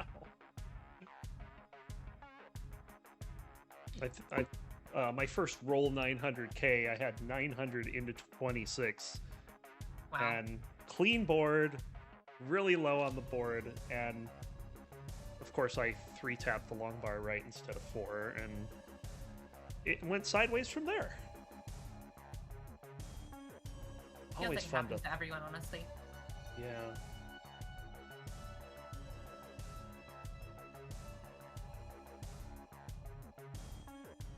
All right, we're still having issues. Yeah, we're still having issues with Andy and his captures here, so hopefully this will be resolved shortly. Don't know if he needs assistance or anything from someone that can look at NTC, but I think for the most part, that's all we're waiting on is whatever's going on with Andy's capture.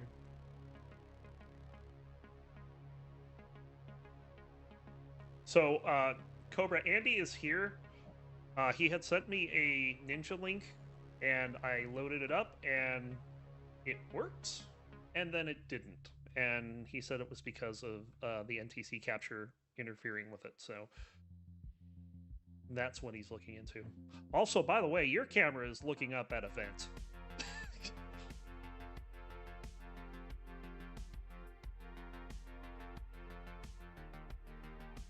Yeah, just the ceiling. Yep.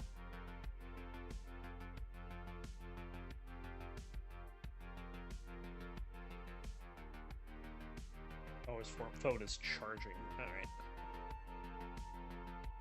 Don't want to lose Cobra in the middle of the match.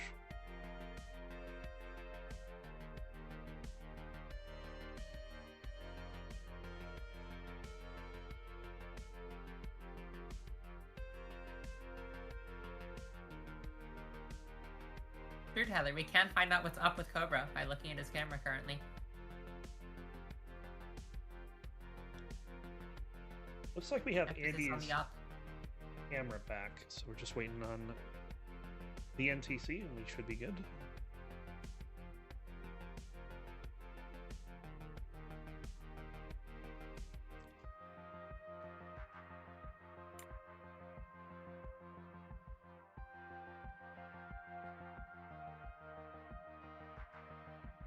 Tyler with the dad jokes in chat. Well done.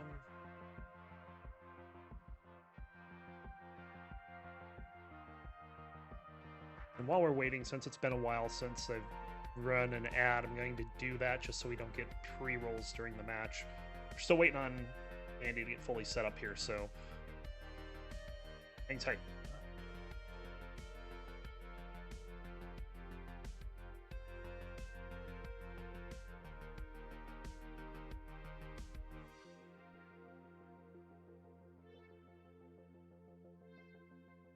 And he says he's good. Yeah, I have his camera. I'm just waiting on NTC. There he is.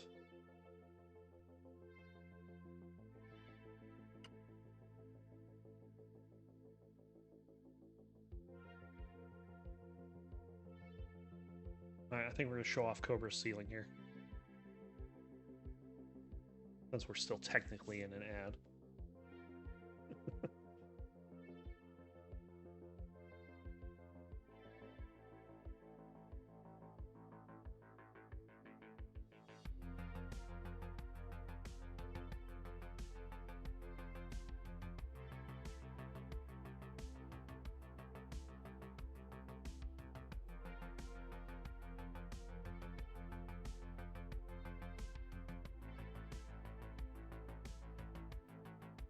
All right, back from the ad break.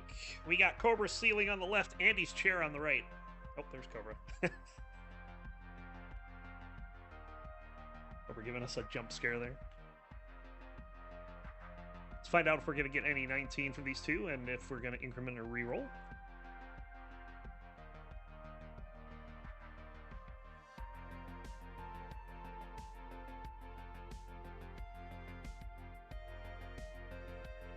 Also, I just realized I gave that choice to the Division 2 players, and I normally don't. Just let them deal with increment.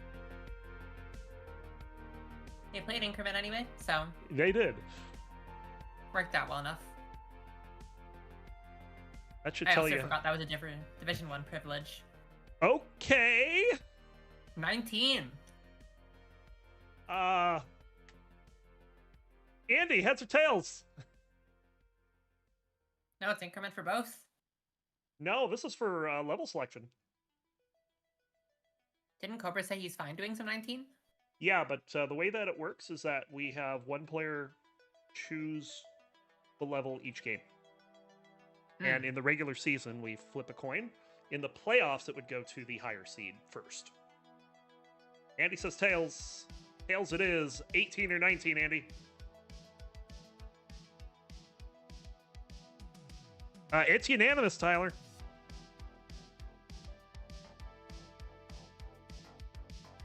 $19 for game number 1. Ooh, this is... I didn't expect this. I didn't either, but high stakes, high octane gameplay as a result. Nice little Rocket League pun for you, King. Yeah, but if both players agree to 19 starts, that doesn't mean it's automatically 19. It turns the match into, now you can have a level selection of 18 or 19. And then we have to flip to decide who chooses first. Would you like pieces? Because here they are. D1, 3B, 4E.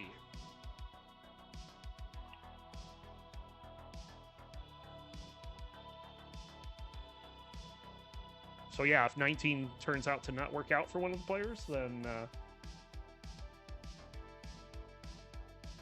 they can slow it down to 18 when it's their turn. In the playoffs, by the way, there is no level selection like this. It is always 18 or 19. 19 cannot be vetoed in the playoffs. That is where the seeding is important. It is. We have both players ready. Let's go ahead, count down the Season 31 finale for Cobra and PixelAndy. We'll start in 3, 2, 1, Tetris.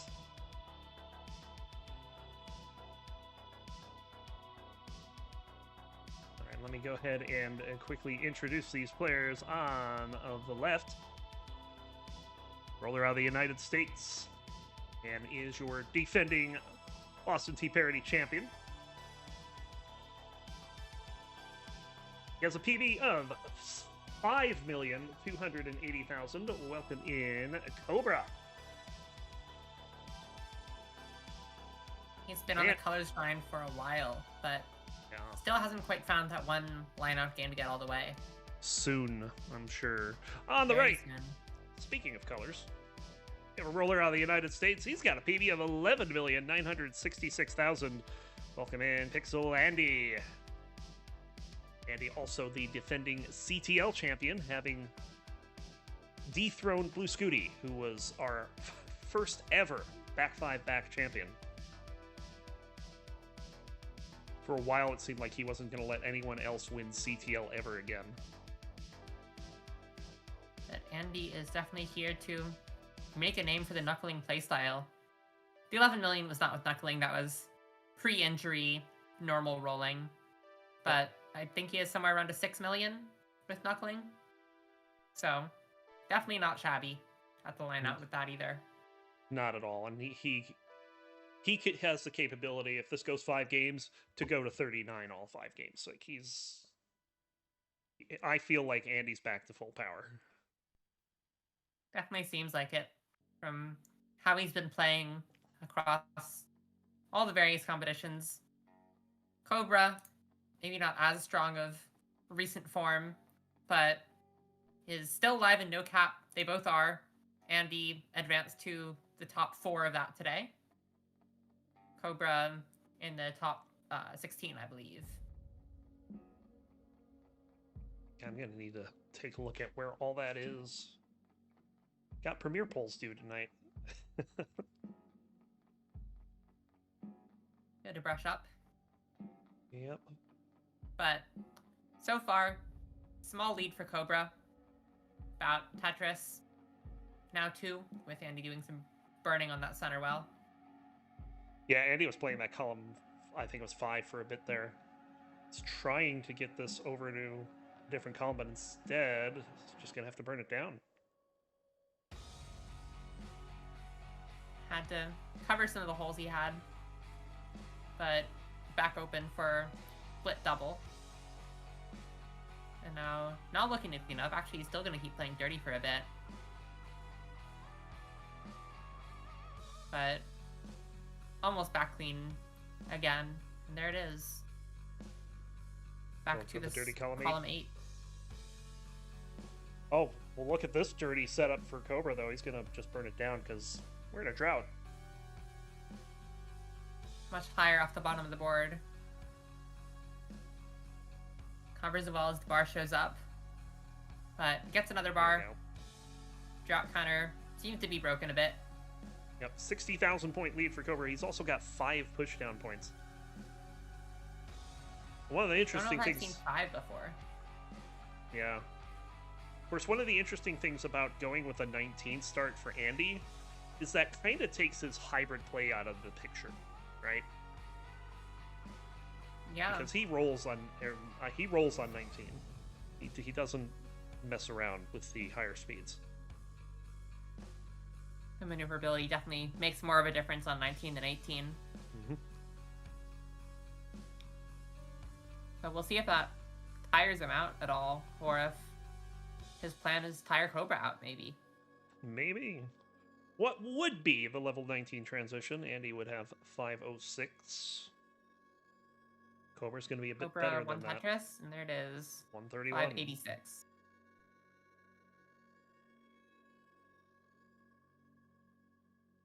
So now we will get level transitions at 140 lines. We will not get any speed change until level 29. Bit of a drought for Cobra, but Oh, yeah. good square to uncover for the bar. Very timely, and now it's trying to get this left side squared away. Does so. Now, very quick cleanup there for Cobra. He's got a pretty good lead here, 124,000 over Andy. Yeah, pieces cooperated with Cobra on that not so happy left side. And Andy not able to take advantage of the very brief burn sequence that Cobra was in. Now, bit of an awkward setup of his own. Resolves it pretty nicely, though. Yep, has another T-tuck or a Z-spin. Oh, that bar adjustment. That was nice. Yeah, didn't want to go for the Z-spin, wanted to hold out for the T to tuck, and gets rewarded. Interesting delayed J-tuck. Also gets rewarded for that, but not really helping him make much progress into this lead. Yeah, it's down to 73,000 though, so maybe a little bit of a slowdown from Cobra, but he still has the edge and has a good-looking board right now. Cobra had to clean up for a bit, but is clean once again. Ooh, Andy getting some bad pieces here, but does get the right side open pretty quick. Very good L to open There that we up. go. Bangs down the Tetris on the backside of that. Now it's Cobra's turn to dance a little bit. Ooh, I'm not sure about that 1T. Ended up making a T-spin out of it, so it didn't matter, but... Felt like maybe he could have resolved it differently. But despite the glitchy capture, this is a board that's a couple of burns away from being clean at the top. Well, if I have anything to say about it, it won't be a glitchy capture for long.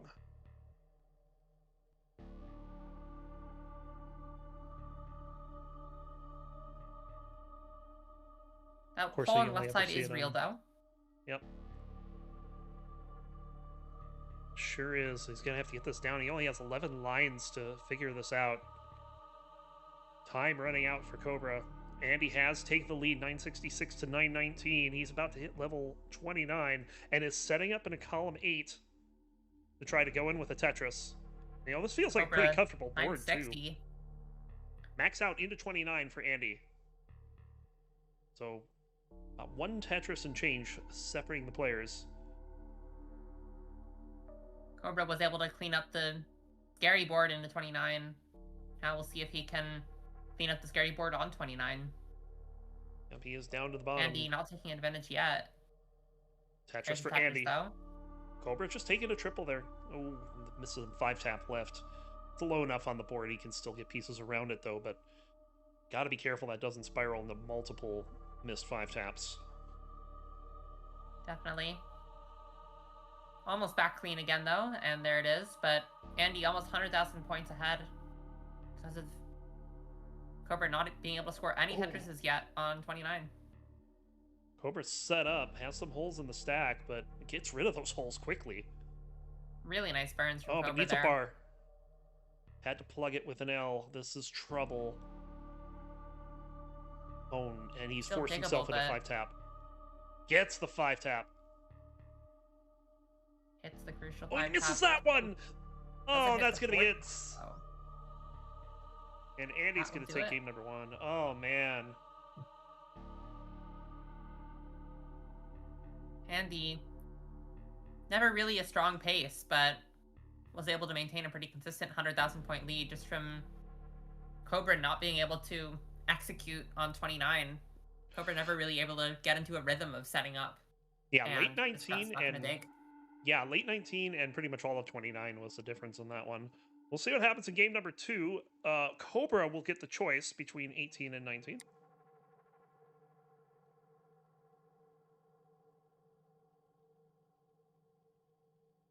Cobra. Cole's allowed to agree with us. Yes. Or disagree, for that matter. It's true. If he wants to be wrong. Two of us have never been wrong before. Isn't No, that right? never. All right. 18 it is. We will slow it down to level 18 for game number 2. Both players are ready. Let's go ahead and get them counted down in 3, 2, 1, Tetris.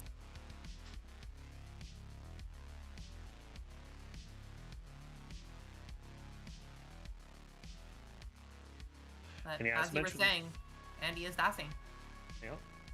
He is dancing right now. There we go. He's not listed as a hybrid player, but I know better. Nice fits. Interesting choice to not take the Tetris, but it's got more swag that way, and we know Andy loves his swag. That he does. As mentioned before, the lifetime series between these two, they've only played once, and that was at Space City back in August. But kind of important to note, that was only a best of 3.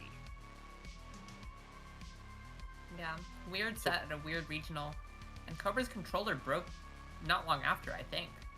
Oh, Or was dear. that during that match? I know there was some match that I Cobra do was in that not had to be replayed. I think it was the match after that. But Andy with his triple flips of the L's and the J's, just they make me laugh. I'm not sure if he's charging it or just doing it for fun. That I one's don't an know. adjustment. He was doing it on Friday. He's definitely been doing it for a while. I've for sure been seeing him do it. Yep, there you go.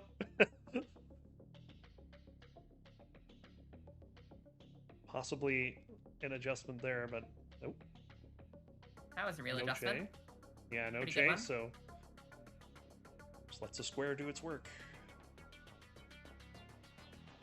Kind of neck and neck early on. 209 for Cobra, 191 for Andy. With 2 lines separating them, the lead just goes back and forth as they score Tetrises. I haven't seen a bar in a bit here. There's one finally. There's a Tetris. Curious if Cobra being able to play up a little bit higher will make any sort of difference in the pace. I don't think it'll make that much of a difference. Andy, very, very comfortable with Das. And he's not really one to early top very much with either playstyle, but the Das keeps his hands safer for longer. And as someone who's experienced injury struggles as much as he has, you can understand why he'd want it. And of course, Andy is a world-class DAS player too. He's a recent Jonas Cup champion. He's won multiple CTM DAS tournaments. More than half. Yeah, he's pretty dominant over there. And yeah, it's nice to have a world-class backup playstyle to your world-class rolling. Almost feels like different levels of world class though. His rolling is very strong, but you can't say he's the best in the world. Yeah, I mean, we'll see in the new Premiere poll coming out this month, but I don't think he's going to be higher than maybe 3rd or 4th. yeah. But Das, pretty much undisputed #1 at this point. Yeah, until someone comes along that can do what he does, it's going to stay that way. Obviously, a lot of players have the potential to do it. Geo taking him down in CTWC DAS, and I think he was also the only one to beat him in CTM DAS for a while. Mm-hmm. But not able to have the same consistency at winning the sets. Yeah. 412 for Cobra, 395 for Andy. Cobra with a slight lead here, just under 2 Tetrises. Pretty close in the piece sequence. Cobra maybe a little bit ahead at this point. Hard to tell. Looks 3 pieces. Not very far at all.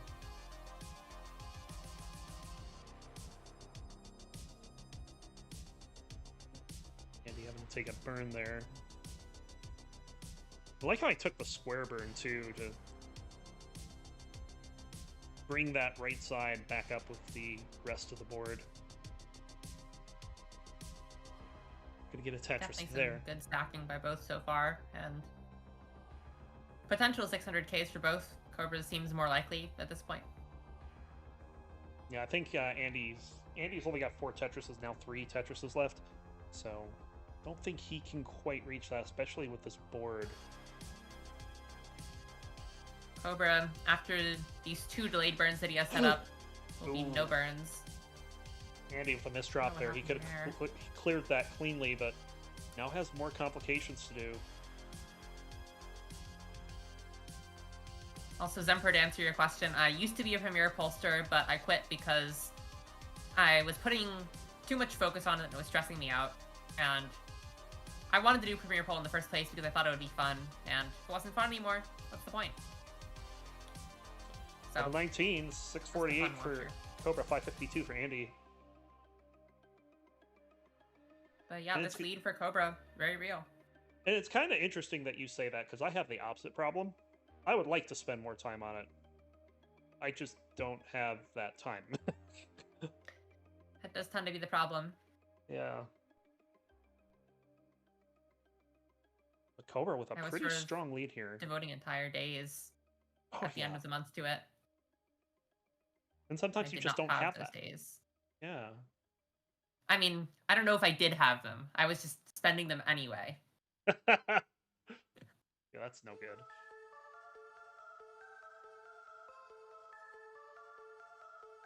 Running out of the T-spin setup.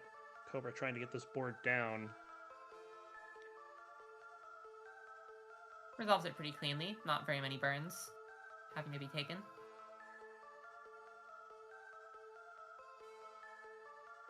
Now just wants a J and an L and another J. Gets the bar for the third and the other 2 pieces correctly. So he is back out of it. Nice. So 120,000 point lead as we enter level 24, the halfway point in the level 19 speeds. And he's been pulling it back little by little on the 19 so far, but has more work to do. We'll see if 29 will be the time to do that work, or if he can pull most of it back before then like he did last game. Well, Andy going dirty column 3 here. We'll get that dirty Tetris. Not quite a perfect transfer, but pretty close. Now into column 4. There's another dirty Tetris. But Cobra's scoring them cleanly. Has a 150,000 point lead almost. Oh, great tuck into the Tetris for Andy. That was a great resolution. Got him back down to a clean board with just a few more burns.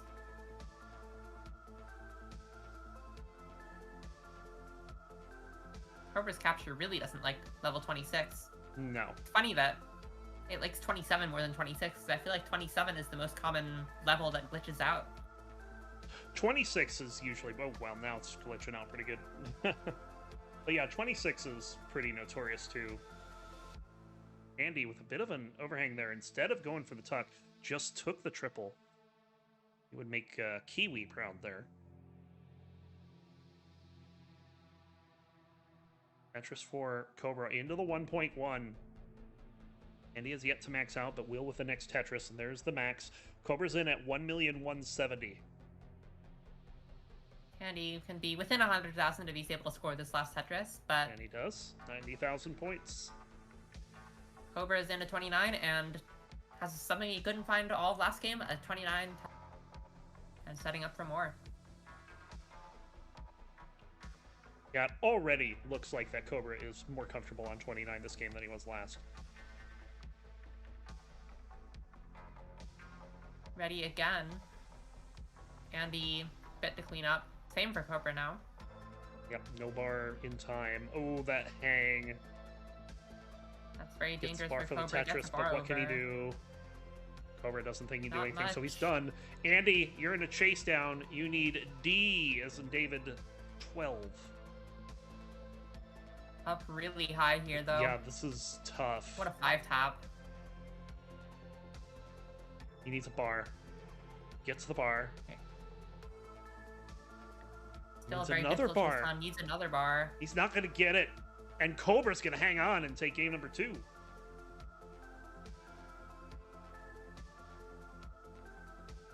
Cobra says, someone remind me to quit screen looking on 29.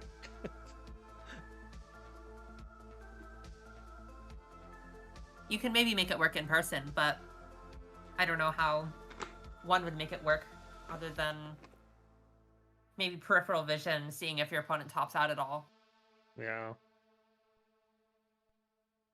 So Cobra still alive for that potential number 4 seed, passing Alex if he's able to take both of these games, and then Alex gets swept by Sodium. But otherwise, we'll be locked into the number 5. All right, so some pretty big games coming up for Cobra. Andy has already up. Andy says 19, so we will be playing 19 here in game number 3.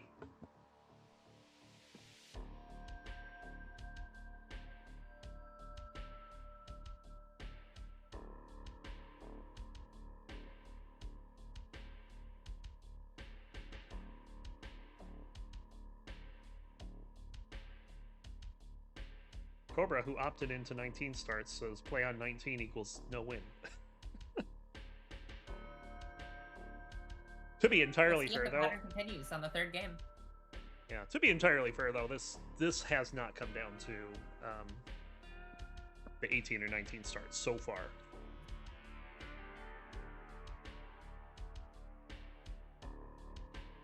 All right, here we go. Game number 3. Both of them are ready. Let's go ahead and count it down in 3, 2, 1. Tetris. I love sample sizes of 1.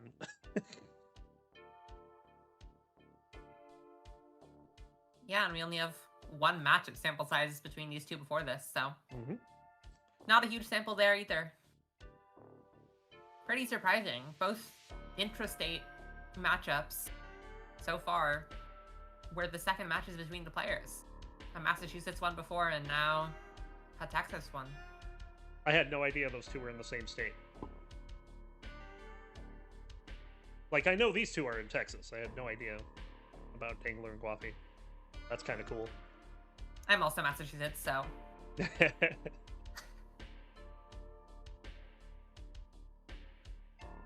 right. have a better idea of who's where in the Northeast.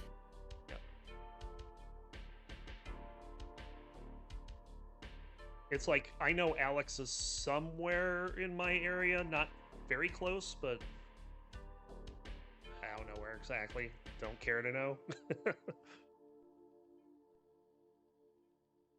Andy get into a little bit of trouble here on 19. Needs a bar or something to left and doesn't get it. This is dangerous. That is the 19 difference. There's excitement early, and Oh, man. that might have almost been a top out early, but then be able to recover the second 5-tap and get it all the way over. He's got this cleaned up, but the damage is done. 100,000 point lead for Cobra. Cobra looking for column 6. Where's the bar? Route is counting though, and has to cover it pretty thoroughly. 30 pieces. Okay, finally gets the bar. Cobra might have been able to adjust for a dirty Tetris there, but it's 19. It's hard to see these things in time. So he's just gonna keep it simple. But this is Andy's opportunity. Almost all the way back now.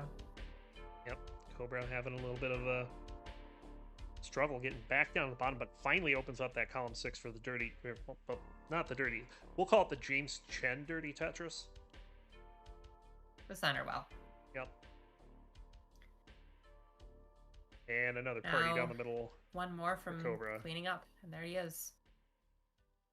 All right, so after all that, Cobra still has the lead as Andy is in another dig. This one's at the bottom of the board, though, so it shouldn't be too much of a big deal. He's trying to get set up away for from Calmade. Tetris Ready, and there it is. There And it gets the is. barge as well. Now He's gonna Andy's set going this to go up, center too. well. This almost feels like Tetris time levels of playing for every dirty you can. But he's making it work decently. There we go, Tetris. He's got 3 rows to clean up. Does that very quickly. I'd say if it was a Tetris time board, it would be about 5 rows higher. That is the difference. Yes. It is 19, but Tetris time wouldn't care much. The Tetris for Andy. He's back by 72,000, now 96,000, and about the same line count. So 4 Tetris lead for Cobra. Almost exactly. No. 7 pushdown points for Cobra this game. He Maybe didn't he get them just at the beginning either. Pushes the first piece. Oh, really? I don't know when he got them, but I was looking at the beginning to see when he'd pushed down, and I never saw it.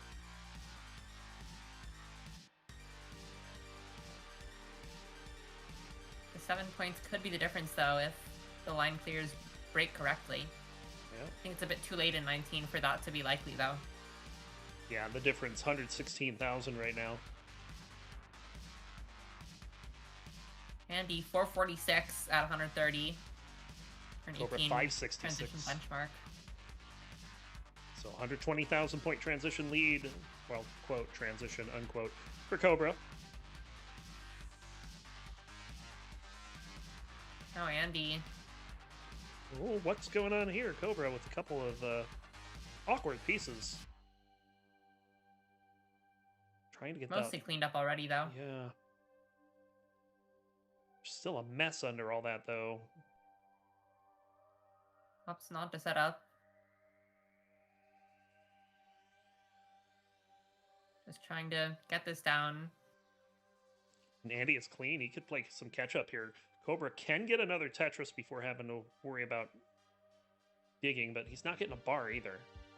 He's just waiting on this one L piece to try and clear things up, but doesn't find that either. There it is, about 5 pieces too late. Now not even Tetris ready. But close to clean again. About the only saving grace for Cobra here is the fact that there were very few bars in that sequence. But we are neck and neck again. Cobra, 4 lines in hand, and gonna use those 4 lines for a Tetris. Yeah, this game has But all of a this is sudden under a become 1 very Tetris close. lead. Very exciting here as we're about halfway through level 19 speeds. 5,000 point advantage for Andy, but he's got 4 extra lines. And don't forget, Cobra needs to take both of these games to even have a chance of improving his seeding and maybe getting some level pick advantages in his first round game of the playoffs. Andy, on the other hand, just wants a set win to secure that division win and $25 prize. And otherwise, if he loses a decider, he needs to hope that Alex doesn't sweep Sodium. And that's definitely not something you can bet on when Alex is in the kind of form he's generally in. Yeah. Kind of remember last year after he took the World Championship, he took some time off. And afterwards, he was definitely a little rusty. And fortunately, he was able to shake that off by CTWC this year. And Very impressively. Yeah, I thought he took us by surprise there. Like, yeah, you don't count out the previous world champ, but it felt like there were some strong contenders this time around, but none of them could even take a game off of him. It's just wild to me. Yeah. Also, hello, Blue Scooty. Thank you for the raid. Raiding with his point count of 46. Welcome in, Scooty. Welcome in, Wallbant, as well. And everyone else Capvinity, in hope chat. you're doing well. We're level 29, and it's a 10,000 point lead for Andy. This is close. Both Andy of them built up. looking to set up for their first Tetrises. Where's the bar? There's the bar. Tetris for Andy. He has a little cleanup to do. Cobra wasn't able to get a Tetris there, so he trails by a Tetris. But we'll get that back. Slight line advantage for Cobra. He's a bit behind in the line count. Ooh, Andy misses a 5-tap. He's gonna have to Waiting play for a bar flat. to dig it down. There it is. I do But not it's like still not an this. easy dig. That's up the 5-tap for the bar to the left. It goes. Andy will stay alive. Cobra trying to stay set up. Needs a bar, gets it over for the Tetris. Cobra in the lead by about 18,000 points. Very good safe setups for Cobra here. Another Tetris for Yeah, Cobra. that's rewarded. Yeah, he's starting to pull ahead a little bit. Oh, he's not going for column 7, is he? He is. He gets the dirty column 7. So Wonder much off for the the bottom. safe setups. Wow. Yeah, immediately calls me out for lying. I know, right? Andy gets a Tetris. He pulls within 20,000. Cobra And answers. he'll take the lead. Oh no, Cobra did answer. So still 20,000. Very brief lead for Andy again. About half a second maybe, as Cobra's bar Oh, went this into is. the Tetris well. I don't like this for Andy. He does get the center well Tetris, but now his board's jacked up. Cobra's is clean. Cobra can score here. He gets a bar for the Tetris. 1,398,000 for Cobra. 1,379,000 for Andy. He's set up in column 8. But where's the bar? Where's the bar? There's no bar. Bar's there for Cobra, but it's not And there that's for it. Andy, and Cobra will take it. Cobra takes a 2-1 lead. Running into the same drought on 38 as well. Wow, that Line went advantage long did make a too. difference. Yeah. What a game! Like that was close, almost the whole way. Oh wow, apparently Scooty had a 1.8 average of 2 in Oh, good quality God. of the year. GG, Scooty. That's a heck of a score for one game, let alone 2. And Cobra's gonna be right back. So it'll be a moment before we get going. Cobra will have a level choice in game number 4, 18 or 19. 9th highest qualifier ever in 39 cap. Oh my god, yeah. Burrito Dad in chat says, go frickin' Cobes. Cobes, I like that. That's a good one.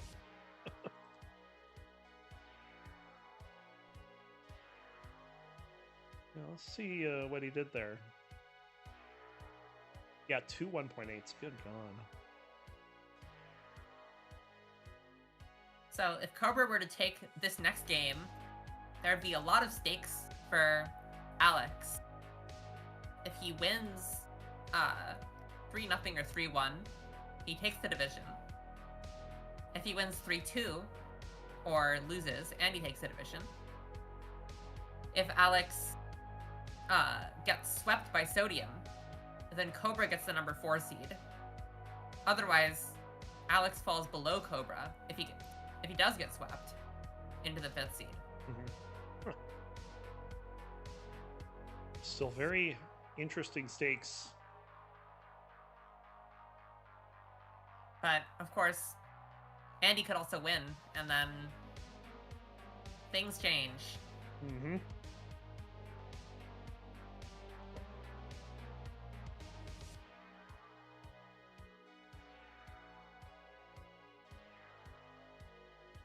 Andy takes this, then Alex doesn't have much to play for other than pride. Yep.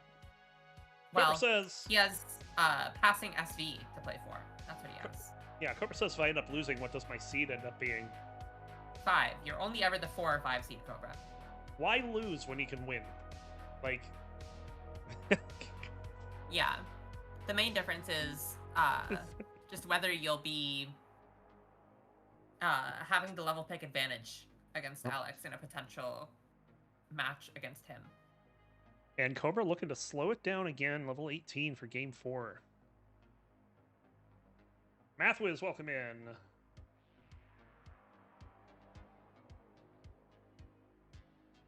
I have learned that Mathwiz is my kryptonite. I cannot beat him. Correct, Cobra. You are 4 seed if you win this game and Sodium sweeps. Yep. Otherwise, you're 5 seed. Guaranteed. All right, we have a ready from Cobra, but now we don't have a ready from Andy. So we'll see if Andy comes back here.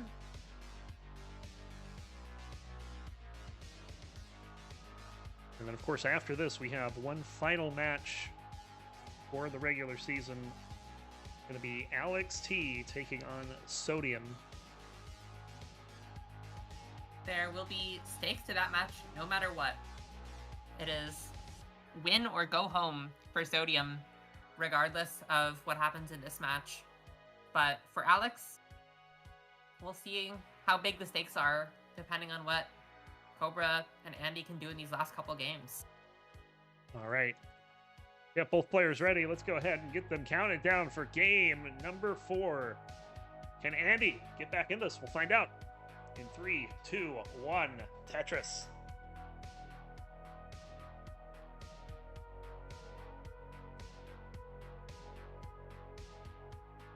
We got Bidwell strats from Andy.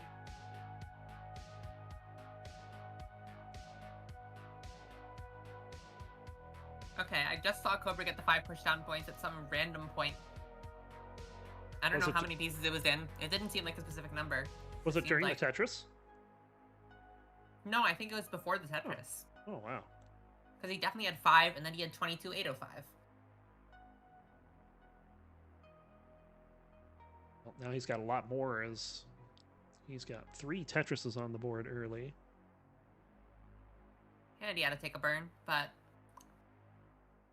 it's not exactly like the pace is bad. Just 1 burn. A 0 for Cobra. Yeah, Cobra with 5 in a row to start out game number 4. And he had a bit of a weird misdrop on the left side, it looked like. But able to get the tucks to get out of it. Yep. That's the one thing when you have the misdrops that high on the left side. You've got time to plan. Especially with an overshift. Yeah. Vits for Cobra looked like an adjustment too.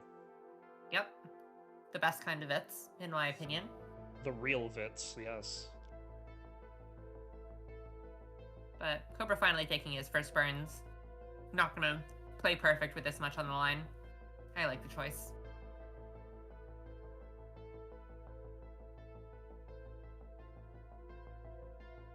One Tetris lead for him.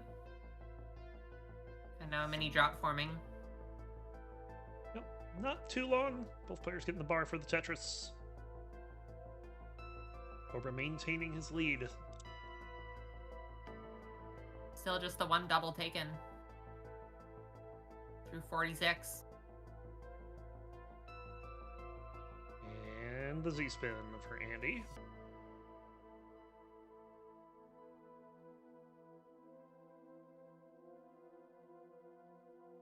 What do you think the story of this match is so far?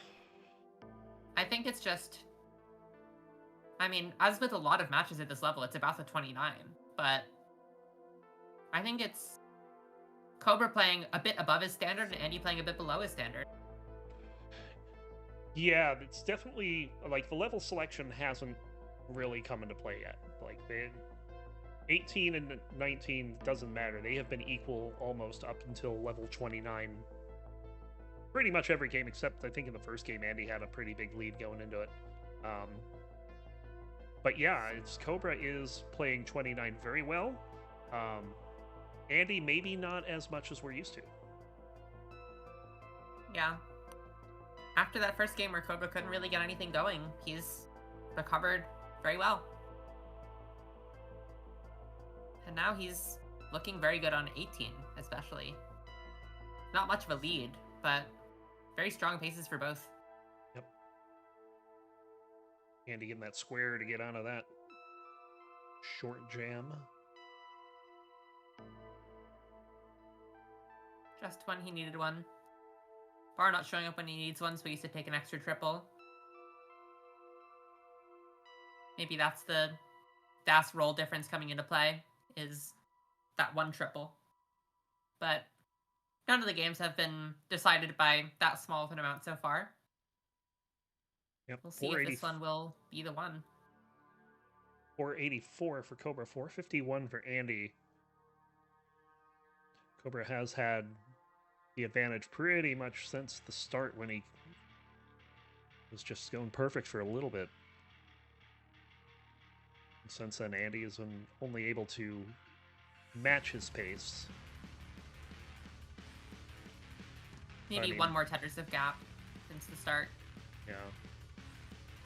But this Andy's is pretty still high. playing well. Right. Cobra covers the well as the bar shows up. And then gets three more before he can use one for a Tetris. And he's just getting a whole bunch of long bars to make it not matter. Crazy bar spam. No kidding. Second time tonight we've seen that. Yeah. We have won the Gwafey Dengler match. 120 lines. Cobra already has 600. And who knows, maybe our third set will have similar bar spam as well. One can hope. Certainly makes it entertaining. What's also entertaining is these paces. Over 600 in the transition. Andy with the 604. Over 651, one more to go. Out to 675. 675. Very nice. Cobra showing that he's got it on 18. Both rolling now. It'll be up to 19 for a bit. Cobra maybe looking to column 2. Couldn't find either the Z piece to get Tetris ready or the bar for the Tetris for a while. Yeah, and that was covers rough. As the bar shows up. And this is going to hurt because Andy just needs a bar left, and then he can start scoring. And there's that bar. Oh, the held adjustment there to put it upright. That was nice. Very clean stack for Andy now. Another Tetris. But Cobra is out of his mess and does still have the pace lead. Both Two Tetrises of blinds to potentially score with. It is very close. Another Tetris. And he had a bit of a complication for a second, but resolved it very cleanly. Yeah, very quick burn there. Oh. This Not is a able problem. to 5-tap with J. Gets the bar down for the Tetris. He missed the square as well. Was going for the 3-tap, but only got 2 of them. Now this is a bit of a real dig. Again, covering that left side right as the bar shows. I wouldn't say he's in any real danger. I think that's past, but this is going to hurt the pace for sure. Provided Cobra can find bars. There's one. And he's almost back out of it. Couldn't find anything SZ or T-shaped for a while, but then got back out of it. Now, maybe switching to a left well. We're just going to burn this down. I think if you're Andy, you have to go for the left well here. Ops not to bits, even with the bar in the next box. Maybe didn't see it in time. Or just wanted to play it safer. Cobra having to just chunk that square down the right side. And he transfers back over to the right well in one burn. 432 points. This is neck and neck. Oh, Andy also got some pushdown points somewhere. Didn't even notice.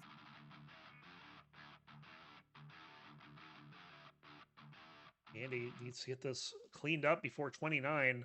So does Cobra now. Both players get into a little jam on late in the 27. And not fully clean now either. Oh, this is scary for Andy. He's got the max out, but he needs something right. Gets the bar over for the Tetris after the transition. He maxed into 29. Cobra missing a 5-tap, but has the bar, has the well open. He needs the bar now. It doesn't come in time. And he's going to be so high up on the board. What can he even do? And Cobra is done. Left. Andy's going to send us to a decider. Yeah. Andy, with that board in the 29, he covered the well with sort of a classic PixelAndy Z piece, where you put it flat 890 and it doesn't burn super cleanly. You sort of want another J piece after that to burn it cleanly. He did not find the J piece, so it was a bit awkward in 29, but found the bar early to score the Tetris, and that Tetris was what made the difference.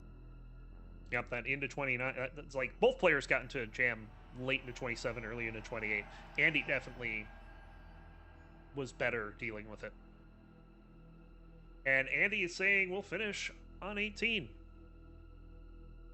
So Cobra now locked into his number 5 seed, and it'll just be up to this final game to see if Andy will have to worry about Alex passing him or if he will lock down $25 division title.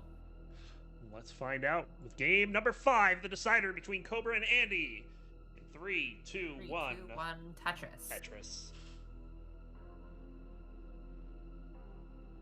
Bad pieces, says Cobra. Yeah, that didn't look good for either of you.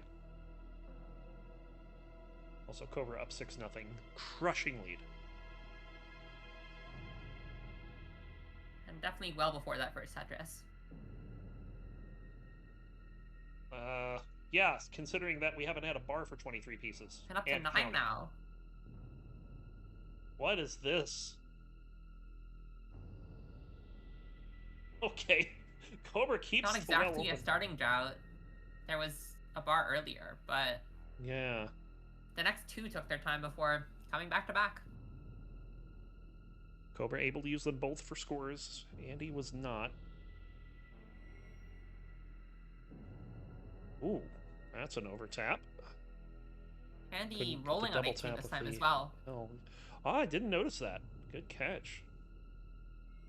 But already missed off once. He heard you and is no longer rolling. And he also started pushing down. Yep. Quite the contrarian. But as long as he's having fun within the rules. Absolutely. Ooh, that's not fun. He does get the tuck and gets a piece around it. Last game was Cobra low max, right at 29, top out. Andy intentional top, high max. Yep. In 31. Yeah, it turned out to be fairly close into 29, but the difference was Andy just got cleaner faster before the transition. Yeah, tough piece sequence to clean up. And he tends to be a very strong player in terms of finding dig solves, and was showing it there. Well, both of these players... Say he just sees the game differently than almost anyone else. Yeah, very much so. Both these players have hit 29 in all 4 games so far, which is always fun to see. Yep. Like, we didn't get that with Andy and Alex. Hopefully it for game 5. Hopefully I didn't. Yeah, we had an early top in that match on Friday.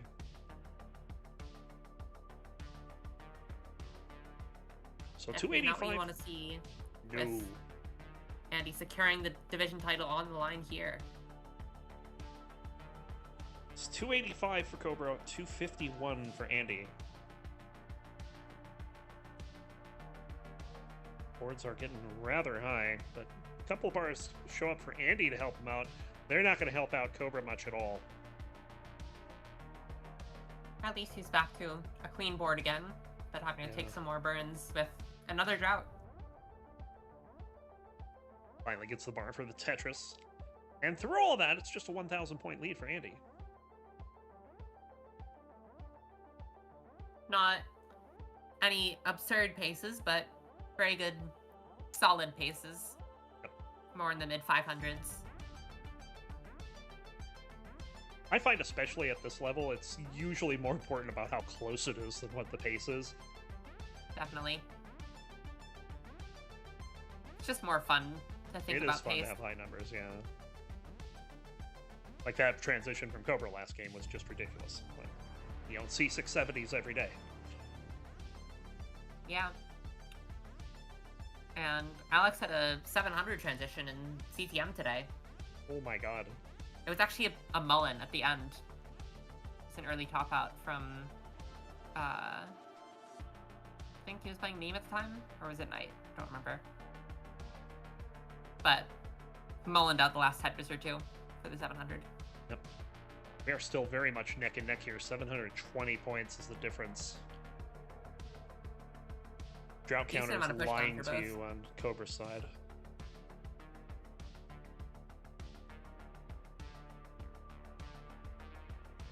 Andy's is also frozen, been sitting at 18 for quite a while.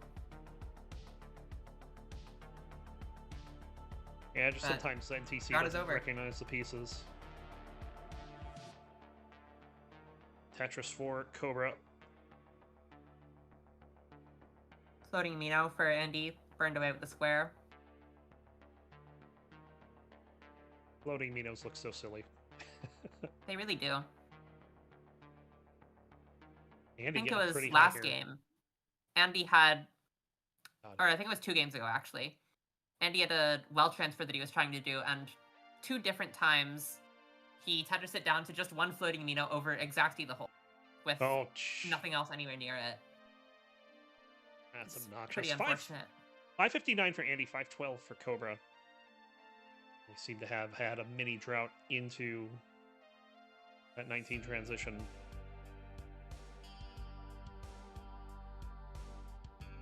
And another. No longer, though. Just the drought counters providing some misinformation on the internet. Fake news counters. It's a lot of fake news.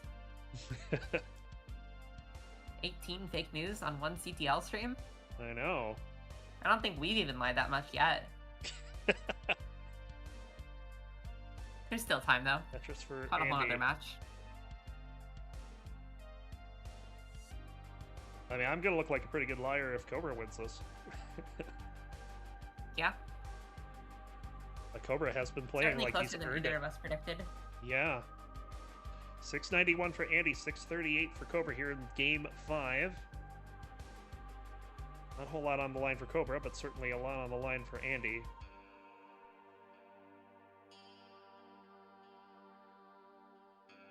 Cobra with an interesting burn there to avoid the long bar dependency. It's rewarded with a Tetris there. Andy bangs down a Tetris. Cobra will take care of this issue. Oh, was that a double? That had to be a double flip. Yeah. Because that would have burned away cleanly, so you have to imagine it's not what he was going for. It's going to cost him probably 5 more burns or so, depending on how long it takes to clean this well transfer up. Had the opportunity for a well transfer, but of course the bar didn't show up when he wanted it. Yep. Now we got the sparkly board. Andy just starting to run away with this. In the middle, but resolved it nicely. Only 2 Tetrises, so it's not like Cobra's out of it, and he's slightly behind on lines. But The bar timing has Hard to been make up. much worse for Cobra. Does seem that way. Even on same pieces, bar timing definitely a factor. So 9:15 for Andy, 8:09 for Cobra. We're about to hit level 29 for the final time this set. And here we go. 9:26 is the transition for Andy. Bit on the low side, but the game's relatively close enough that this lead could go either way. Yeah, 890 for Cobra, under a Tetris away, and there is the Tetris. Andy will score a Tetris, but now has some cleanup to do, as does Cobra. Both opting to ease their way into 29. Although Another Cobra Tetris. ready and scores. Andy set up. There's the bar. There's the Tetris. He's got the max out. 1,026,000, 980 for Cobra, but Cobra fires back. Andy with another Tetris.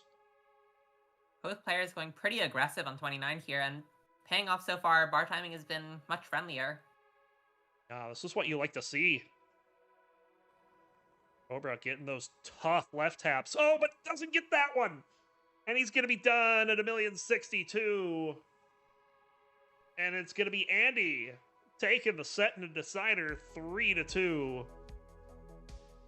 And takes the division as a result. Well played by Cobra, though. Made that one very entertaining. Yep. And what's kind of crazy, fight for it. the last two champions of CTL are your division winners this season. And last season's finalists as well. Yeah. Could be on a crash course once again. That would certainly be fun. Let's see what Andy does with this game. Not much if there's no bar. There's the bar. I'll get the Tetris. Rollover, I think still possible, but not by much. Not a whole lot of burns. So he's gonna set up aggressively, but Jay might have just done it covering that well, unless he's able to find an insane dirty here. Will he even be able to survive to 39? He will not, but there it is. The fair 38 percentage. Very important stat. Gets that up. And he is your winner. Once again. Reno Dado's Taco Bell is up, apparently. All right, up next. We'll have our final match. It's going to be Alex T taking on Sodium. Stay tuned for that. Tayo asking, does Dog ever play CTL? Yes, he does. He hasn't in a while, but...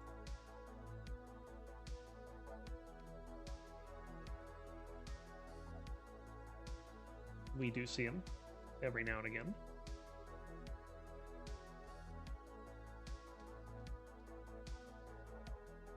Hello, Frodo. Unfortunately, Alex is still has another match, so it wasn't even confirmed that it was that. Alex would have had to get swept to make Cobra the 4th seed, but was a possibility. Not a possibility anymore. We've got 4 of the 8 seeds locked in now. It'll all be up to Alex and Sodium, and all that matters in this one will be win or lose.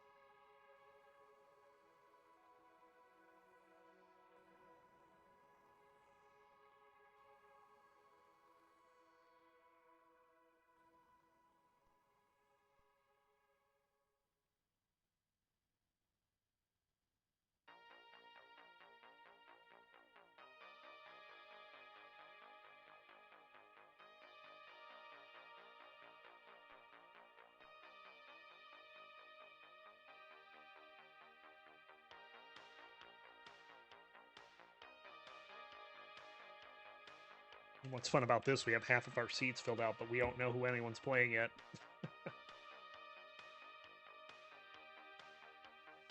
Yep.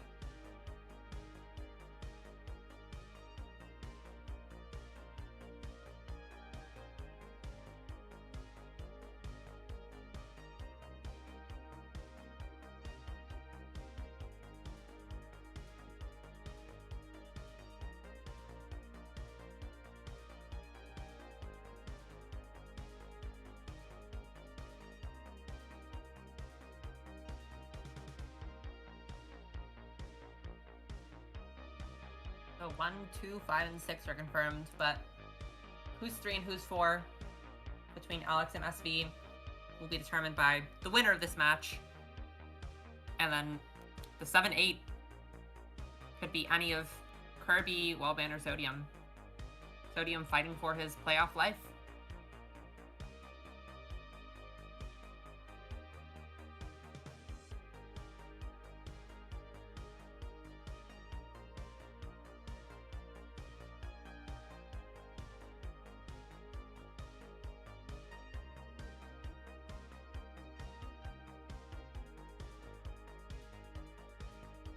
Yeah, the math for this one's pretty simple. Alex T just needs to win to get to the number 3 seed. Sodium needs to win to eliminate Wallbant and get into the playoffs himself. His seed is still at question, but we'll get that answered as we move along. Yeah, let me get these two in here first. I want to do it in that order so that we're ready to go. Yep. Once we're done. Where is And Alex? I have stats ready if you want to take a look at those as well. Yep. Give me a moment and we'll move over to that. We're just waiting on Alex, it looks like. If he's not here in a moment, I'll just go ahead and pass it on over. We get Sodium in here.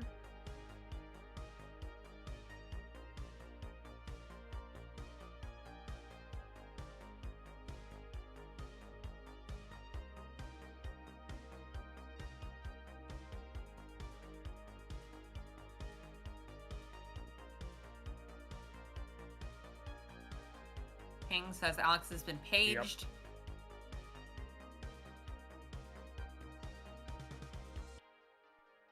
Oh, it is just about time to get started.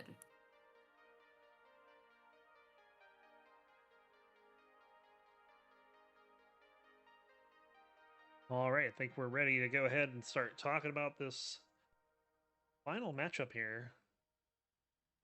And here we go. We got Alex T up first. Yeah. So, Alex, he's got really strong stats. That's the short story. He's been one of the best players this year. He's won CTWC again. He's won a CTM. He's gotten to the finals of a CTL, losing only to Scooty in that.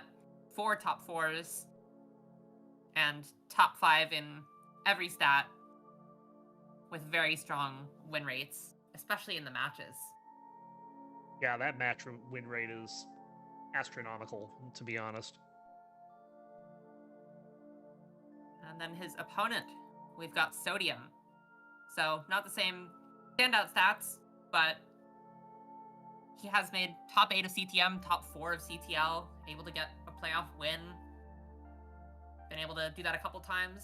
Maybe CTL is his strongest competition, almost feels like. He's been doing really well at making the playoffs a lot of the time, and able to pull off some upsets in the playoffs when he gets there. But yeah, that's the 7 last season was that was pure cinema. that it was. Having to restart one game because someone decided one of his we call them his coaches put a bottle on his head and it fell off and clunked to the console and froze the game. One of the best moments of the year. One. that was a great set. But Alex, favored in all the stats. Feels like in a lot of the matchups that we see, one player will be pretty favored on a lot of the stats. They're all pretty correlated with each other. But one thing to look out for is Sodium's pace. He is known for being a bit of a pacer, especially on 18. Yeah, I mean, we saw that last season. He hasn't really changed that up too much. But it is his last chance to get back into the playoffs. And he's kind of had a couple of struggles this year. He got swept by Cobra, lost to Redshirt as well. Redshirt that was his only win all season.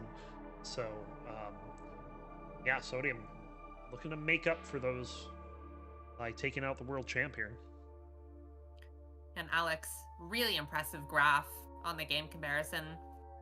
Just keeping those early top S to a minimum, almost evenly distributed through all of the 100,000 barriers, and super high FMS, able to get those rollovers a lot of the time, able to get those 1.8 pop-off scores a lot of the time.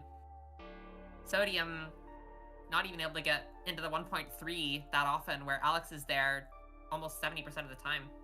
That's absolutely wild. So Sodium is kind of hoping that this doesn't go into 29 too often. Yeah, and Alex, Ooh. he's really favored by the numbers. But as we saw, the numbers can lie. Yeah, absolutely. So what we see here is Alex is given a 97% chance of winning the whole set. And Sodium just needs a set win. Of course, he'd be hoping for a big set win to get his seed better, but any set win is what it will take for him to get into the playoffs. Wallbant, watching at home, just hoping for Alex to pull off the set win and keep Sodium out of the playoffs, so that Wallbant can have the privilege of running into Blue Scooty round 1. Good luck with that. But yeah, the scenarios, very simple for Alex. He wins and he's number 3, and he plays Neko. He loses and he's number 4, and he plays Cobra. So both upset potential matches. Maybe not the most consistent players, but you don't want to run into either of them. And it would just feel nice to end off the season with a win and get that number 3 seed. Yep. For Sodium, again, pretty simple. Win and he's in the playoffs, lose and he's out. It's just a little bit of seeding potential, changing whether he plays Andy or Scooty, but doesn't make much difference either way. They're both really tough matchups. Yeah, so Sodium would be like, looking to bring it another definitely upset feels like after this pick one. your poison at that one. It really does. So, what do we got? Oh, you can put me right back there.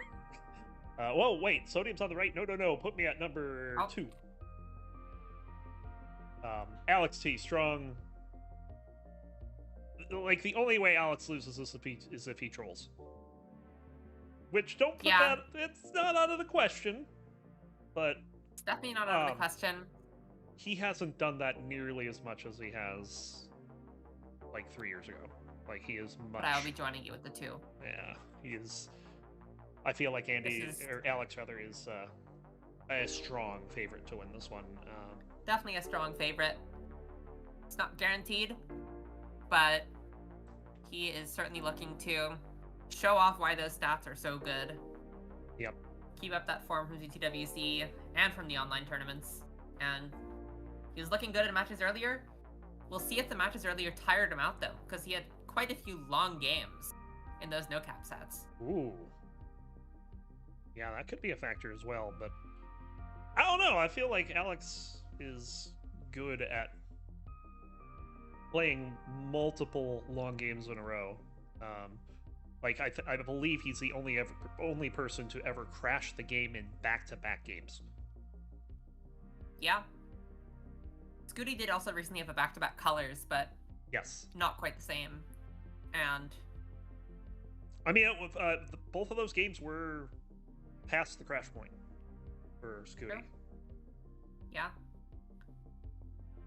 Alex, and the end of that first game that still set kind of meme today. Oh, wow. There you go. It seemed like he sort of that was a top 16 match, which pretty surprising that was where that match ended up happening in no cap. But yeah. Alex lost one long game to Meme, like level 70 to level 90 or something. Long chase down for Meme. And then Meme just early topped and then topped like right into 29. Oh no. Seemed like she really got tired out and Alex just kept on chugging along. Yep. If I remember the bracket correctly, that means Alex gets a revenge match against Akatu? Let me check. I don't actually have the bracket pulled up.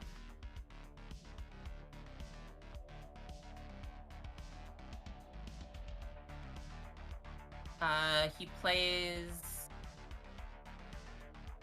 Oh yeah, he already played Knight. Knight beat Akatu. And he beat Knight. So, in the top 4, he plays the winner of either Scooty, Puff, or Cobra. Oh, I didn't see that Night Beat Up too. That's what I missed. But yeah, he's already played 2 matches today, and he's about to start a 3rd one. 2 no-cap matches, so could be a factor. We'll see, though. I have Alex's camera here. Let me set it up.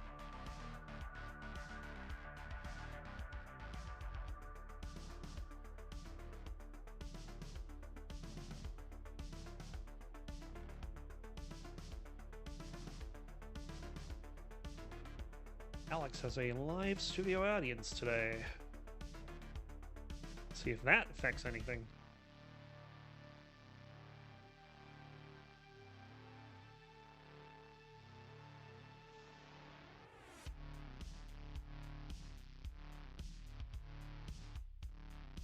Is there a person back there? I only see clothes. Oh, there is. Yep, off to the left. It's going to be off camera for everyone else, though. I have to be careful with this camera because Alex likes to move around when he's playing. So he'll be perfectly in frame one moment, and then the next moment he'll be off camera. Well, there they are. We got Alex on the left, Sodium on the right. Alex and I, we did not coordinate our choice for shirt today, but we're in the same one. So there you go. Did you see the one he had on last Sunday? I did not. What was it? The LXT Flex shirt from the CTWC. Oh, I did. Store. I think I did see that, actually. That was funny. Now that you remind me. I feel like I need to get one of those and wear it to Genesis.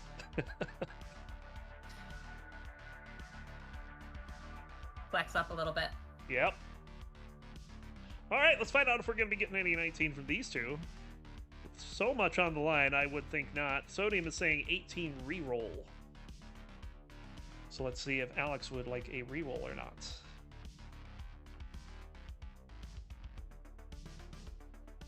Sodium looking locked back into Classic after Red Bull last weekend. Yeah, that was a fun great event run. to watch. Yeah. Like Seemed after like that, a lot of fun to be there too. yeah. After that first game in the finals, I don't know if you got a chance to watch that because it was not broadcast due to the technical issues. Yeah, I was watching Emiru's attempted recovery broadcast, and that was able to get the point well enough. Yeah. Sodium had the lead almost the whole way, and then in the last second, Coldless took it. It's like, oh my god, that was so close. It was, but happy for Coldless. Seems like Sodium knows him from Modern as well, so he was clearly a good sport and happy for him as well. It is what you want to see. All right, Alex is still warming up here, so we're just waiting for him to decide if reroll is good enough for him, or if we need to flip to decide how we're going to do seeds. Or if Alex is too busy chatting to acknowledge. He says yes, so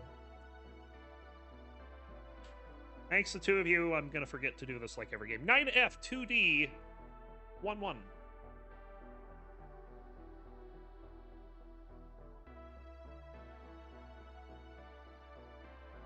Sodium is a pretty noted enjoyer of reroll as opposed to increment. He really, I don't know if it's superstition or what, but insists on the reroll just about every match. Yeah, I feel like the rerollers are more about superstition than potential seed scouting by, you know, a third party or something. And the incrementers don't want to have to worry about it. Yeah. Sodium did not win the Red Bull thing. He came in second. Second place in a I very was kind strong of performance. surprised by the performance of the other Classic players because the whole top 3 seeds were Classic players.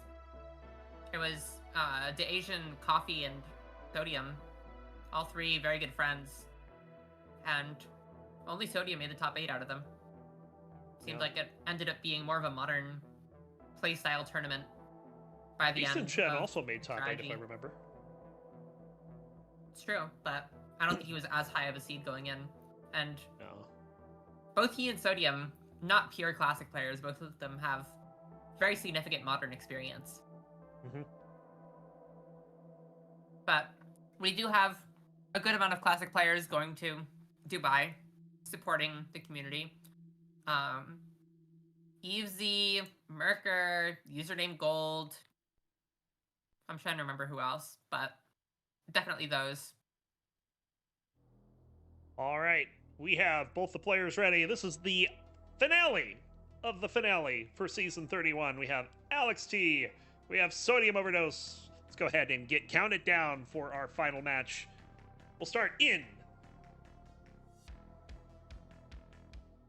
3, 2, 1 Tetris.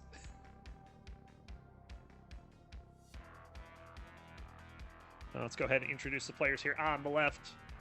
He's your 2-time CTWC World Champion. Roller out of the United States with a PB of 27,488,000. And that does not sound less ridiculous to say every time I say it. Welcome in, Alex T. Our latest rebirther. Yep, second one ever. On the right, roller out of the United States, PB of 2,108,000. Welcome in, Sodium. We did talk about how Sodium was in the playoffs last season and did get a first round upset to make top 4. And right now, no one's burning. Alex, 7 pushdown points. Is the difference. Yeah, that's it. But still perfect for both.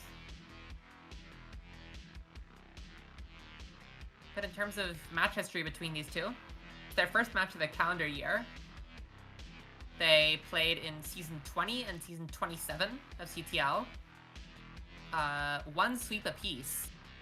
Sodium sweeping Alex in Season 27 was one of the bigger upsets of the season, and that was their most recent match. But their other match was a CTWC match in round 2 of 2024. Alex took it 3-1, the only non-sweep between the two of them. 10 in a row for Sodium so far. Alex has had to burn. And Sodium is just... it's doing Sodium things right now. This is a great start. Good adjustment for the J. Get a little high though, no bar coming. Earlier, but got the bar. And there's 2 more bars. And another Tetris. He is not letting up. Yeah, got it pretty high before those 2 bars and knocked it down in the end. And the J does eventually make its way to him. Yeah, he's getting all the pieces he needs right now. Except for the bar. Where is the bar? Oh, he takes his first burn of the game. 14 Tetrises in a row to start the game for Sodium. And that has given him a 120,000 point lead. Yeah, this is 730 pace right now. And potential 750 even, if the pieces continue breaking his way. But Tetris is a cruel game, and you never know. Yep. I like to say the game hates you. That it does. So his main focus will definitely be on survival first and foremost. And of course, if he can score a bunch of points along the way, that would be pretty cool too. Jazzy Josh in chat saying, I have never seen a 99% Tetris rate. But you're seeing one now. Through 85 It is lines, pretty good. Sodium has only burnt once. 502 at 89. Finding the nice adjustment as well of the S piece into the J tuck. Now a bit of a drought. Yeah, Finally I'll take taking a another second there. burn. And looking like he's taking a third without double L. Does, but And we're still on pace for a Maybe- 730 here. This is... yeah, The board looks very nice. Might have to do a couple tucks every now and again, but he knows how to do those. just like that. Look at that step. Couldn't have timed that better. Get a little high. Just takes the double. Not gonna go unnecessarily aggressive, Yeah, this is but about a... this is how he could pull off an upset, is a big, Yeah. big pace lead. Yeah, this is about in pace. Looks like to be about 3.5 to 4 Tetrises right now. Sodium is ahead in lines because he was playing up fairly high to keep the run going. But this is still 700able with one burn.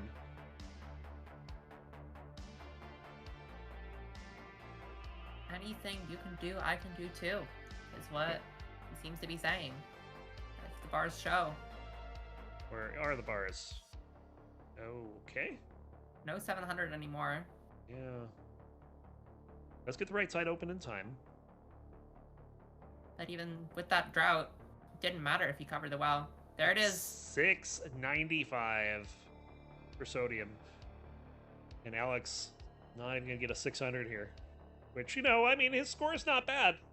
It's just not 695. Yeah, if he's able to hold out for this last bar before transition, which he isn't, Yeah, then he 562. could have had a 580. It's a 133,000 point lead into transition for Sodium. That is fairly significant. But, Racing even further ahead in lines, though. yeah. But as always, 19 can be an equalizer sometimes. Yeah. Alex also definitely known for his pacing.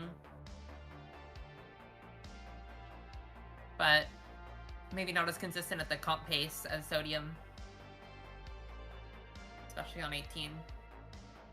Yeah, Sodium, like, his 18 stacking is just so clean. Like, like we watched Dengler earlier, right? And we were seeing Dengler do all these fancy adjustments and spins and stuff like that. Sodium stacking it feels like it's no frills. And yet he has these amazing paces almost all the time. Yeah, there are plenty of adjustments. It's just a different style of adjustment that doesn't feel as flashy. Yes, exactly. 957 into 24 for Sodium. It's almost a different school of stacking, more traditional than Dengler, maybe. It's a good way of putting it. Max out. Generational difference, perhaps. Max out into 25. Yeah, 25 for Sodium. This, I think, is pretty easily 1.3able, probably around 10 burns or so. I'll get some burns Maybe a here. little less. Well, there go the burns. Tetris for Sodium. Alex 952 on 25, which is a great score. But he's down by 130,000. Tetris for both players. Gonna first simul Tetris. I think of the day. I don't think I've seen that come up yet. Yeah, I don't think I have either. Sodium's Four got more available for Sodium. yep, 4 more, Three and that burns. would be 1.3. 1.2 still on 27. I just feel like I'm watching a mastery of the game right now. This has just been so good from Sodium. He has to take the burns out of it, though. Still 1.3 I mean- possible. Yeah, it is possible. But I think it's not going to Right. quite end up getting there. Yeah, I think it's 1.299. Yep. 1,299,000 into level Classic. 29 for Sodium. We call that Reminiscent of the 1 point- portal 1.399 into kill screen against Cole Oh my god. a few seasons ago. I think that was like the first CTL match I ever watched. Yeah, Something Sodium like that. pulling out the 1,300,000 and shoutouts to Bendy for that one. So 113,000 point lead here. And now the world champ is going to work. And has already cut into a bit of this lead. He was pacing pretty well in 19 as well. Just that 18 transition lead being much of the difference. Strong post from both players, and now Alex Couple with misdrops those for Tetris's. Sodium, but does the hay now to get the board cleaned up. Has the right side available for Dirty Tetris. Bar shows up too late. Couldn't get the burn over. And Alex is already good for game number 1. Yeah, felt maybe a bit aggressive compared to Sodium's normal style on 29.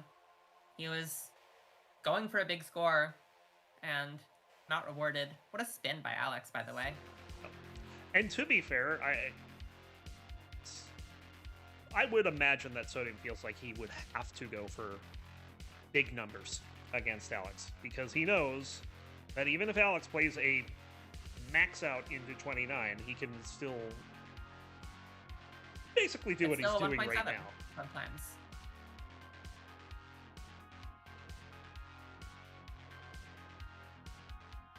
Could be a 36 rollover. Ooh, whoops. Nice Could clear also there. be a top out. He's not able to clear this up, but he is.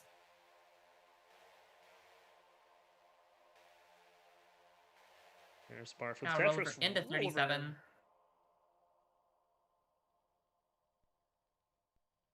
Just boosting his stats a little bit. Having some Sure. fun. Showing off for his friend in the background. Absolutely. Another Tetris. And 2 more available. you've manifested one. it. 1.7. 1.8 is on the table for Alex. Maybe not into, Yeah, he's but able to set up. he's setting up Oh, for he's 2. going for multiple. Gets 1. Doesn't get another one. He could have just taken the triple for the 1.8, but Wanted the extra touches. 1,790,000 for Alex. Oh my god. And if you're Sodium, what can you do? That is rough. Sodium would have had to pull out a 491 post to beat that, which that's very difficult. 500 Yeah. post is like the best players sometimes are consistent 500 in practice on their good days. Yep. All right, we have our second seed up. AE 3B EC. A lot of letters. Sodium just gonna need to recover and do it again. And for Alex, you just want to keep building off of that. That is the type of game that you want to see. Yeah. Striking fear into the hearts of your opponents. I mean, if be you're in this round or the future ones. Yep. If you're Sodium, you got to be thinking to yourself, I did everything right on 18 and 19. I just got to do that again. And then when 29 hits, just try to see what you can do. We have a ready from Sodium. And there's a ready from Alex. Let's go ahead and get this counted down for game number 2. Alex up 1-0. We'll start in 3, 2, 1, Tetris.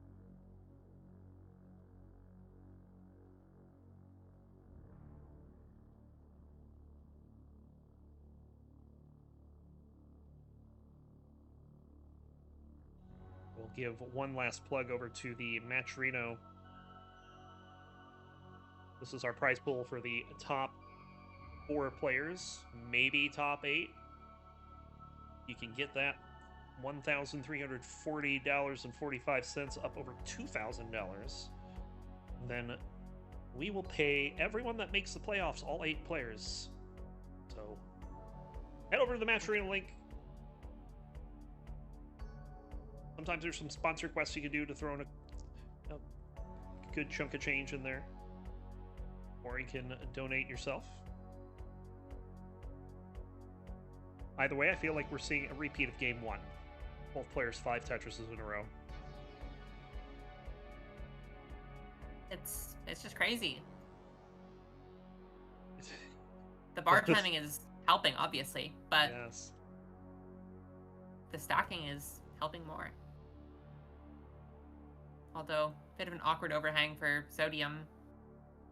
Yeah, just has to plug it. Alex also going to take burns as well. So done at 6 in a row for both of them.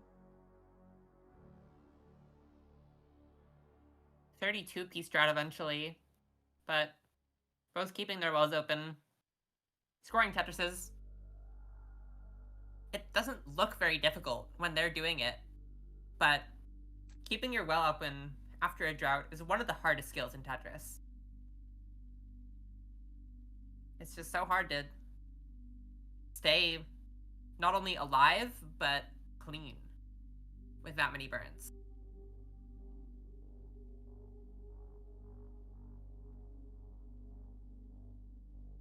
But one Tetris lead now for Alex.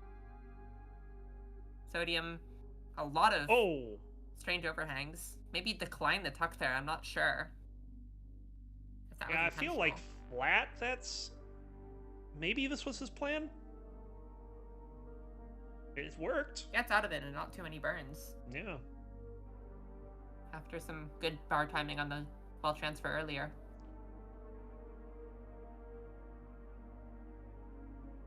But that only gave Alex another Tetris and a half of lead or so.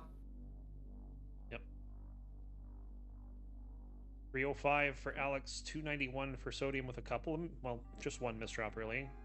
He used that J to help. 305 at 59, by the way. This is 90% Tetris rate for Alex. This is over 650 pace. Yep. Kind of a reversal of last game score-wise. But Sodium going aggressive. Looking for a bar to help out. And now one more to bring this most of the way down. Except might even end up being multiple.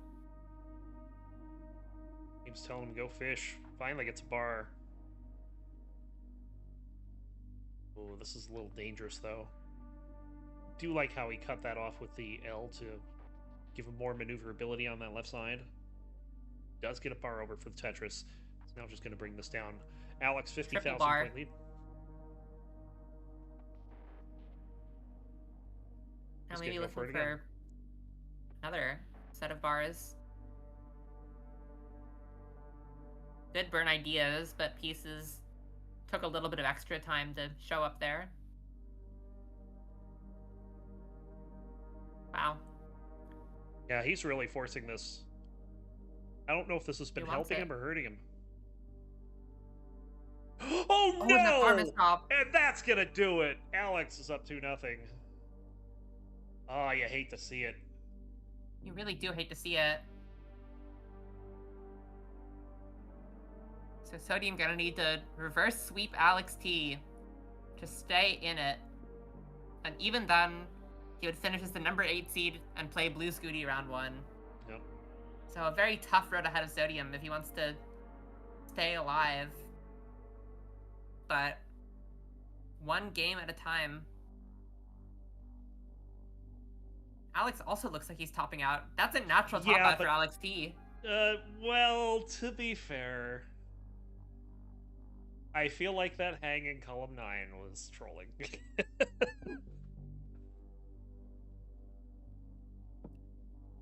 Aggressive? Okay. I'll let Andrew decide. All right, let's give him another seed. This one going to be 4DD 655.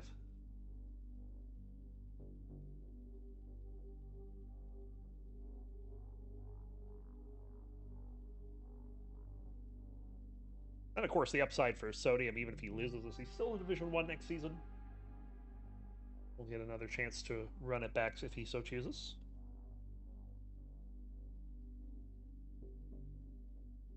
Yep. Wallbant is putting the champagne on ice and is just waiting to uncork. Got it ready from Alex. Or maybe he said in chat he was looking at IKEA desks earlier. Maybe he's putting that in the cart, getting ready to add it.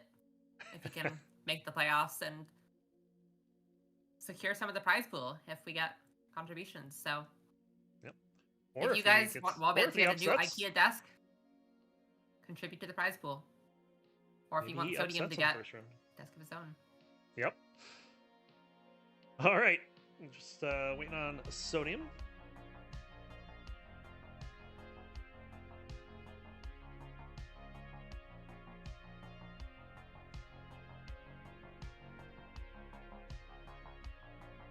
There we go. Both players are ready. Let's go ahead and count this down. Will Alex take it in a sweep? We'll find out in 3, 2, 1. Tetris.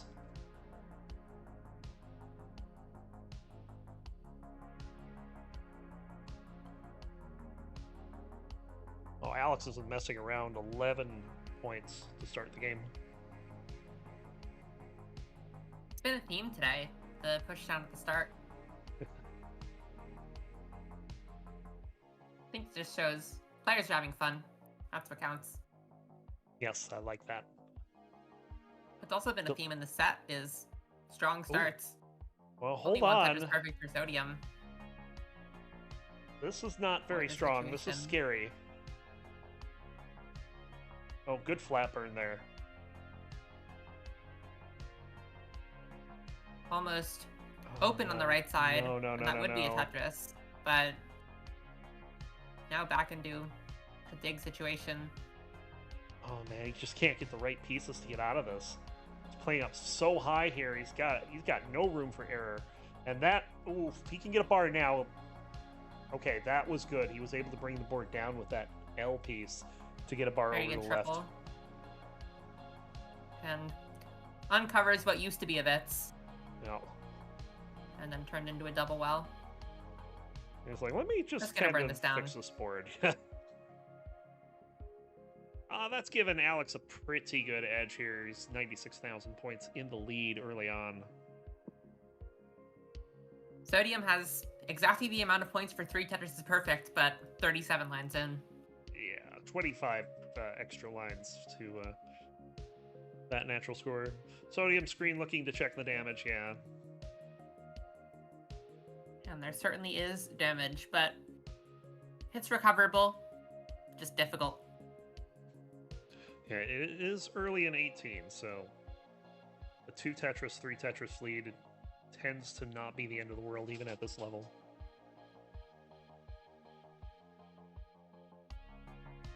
Sodium is starting to string them together, though. He's still at a perfect Tetris score, even if he's not fully perfect in TRT. Ooh, this is... Oh man, those talks for Sodium. He makes them look so but no green. bar. Oh no! Under tap on the left. Another scary misdrop. Yeah, this... Oh man, this is not good. Gets the bar over, but... needs something right, doesn't get it, and he's going to be done at 164. And that will be the season for Sodium. Alex! Take it in a sweep. GG's. And that last game for Andy did end up mattering. To take the win. Alex, you're such a troll. We love it. Alex! Gets the bar over. That's not the left winner. That's the left winner. GG's. Hello, person in the background. You can say hi too. That is the best look ever for Alex. Just got that little strand of hair down the middle while he's got everything else pulled back. Alex T, gonna take it. And yeah, that's gonna do it for tonight. Let me see if I can't pull up some info here real quick. I have the playoff picture fully pulled up if you want to take a look at that. Okay, if you got it pulled up, I'm just going to do that.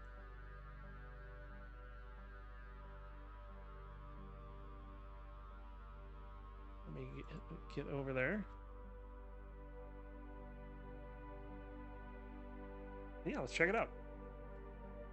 All right. Yeah, Scooty, #1 seed. Getting it done. Let's see if I can't find the...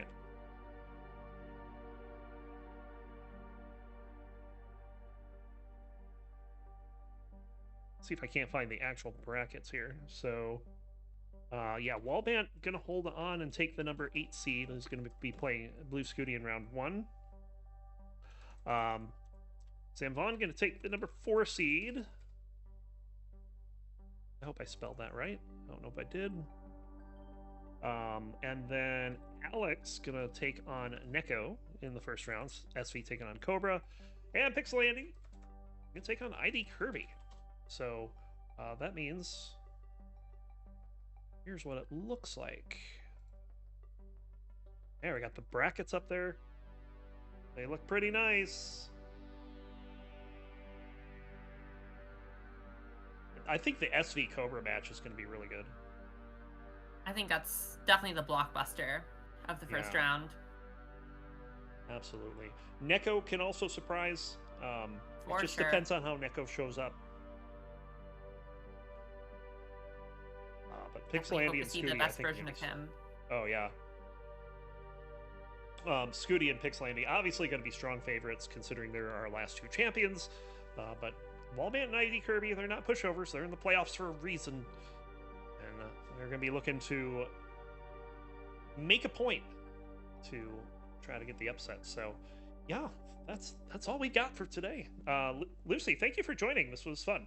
And I also had fun. Thank you for having me. Yeah, thank you for inviting me on. Mm-hmm. These stats are amazing. That's it. I tried to do some stats of my own last season because I didn't have Peak here, and Peak usually does that.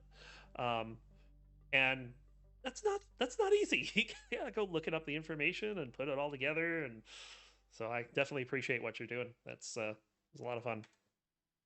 Yeah. All right. Hopefully be back.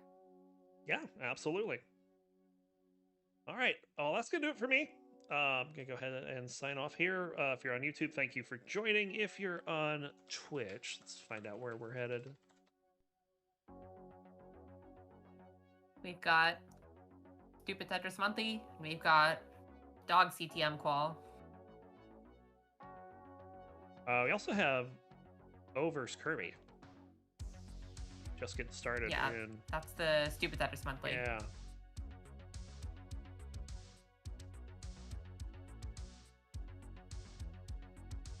Yeah, I think I can send it over to Owen Kirby. They're 2 of our Division 1 players, and they're trying to play Tetris without long bars. Which, you know, to me, I mean, that just sounds like normal Tetris to me. Because when do you ever get the bar? Pretty much. Let's go say hi to Vandy and friends. Until next time, thanks again for watching. Bye, CTL.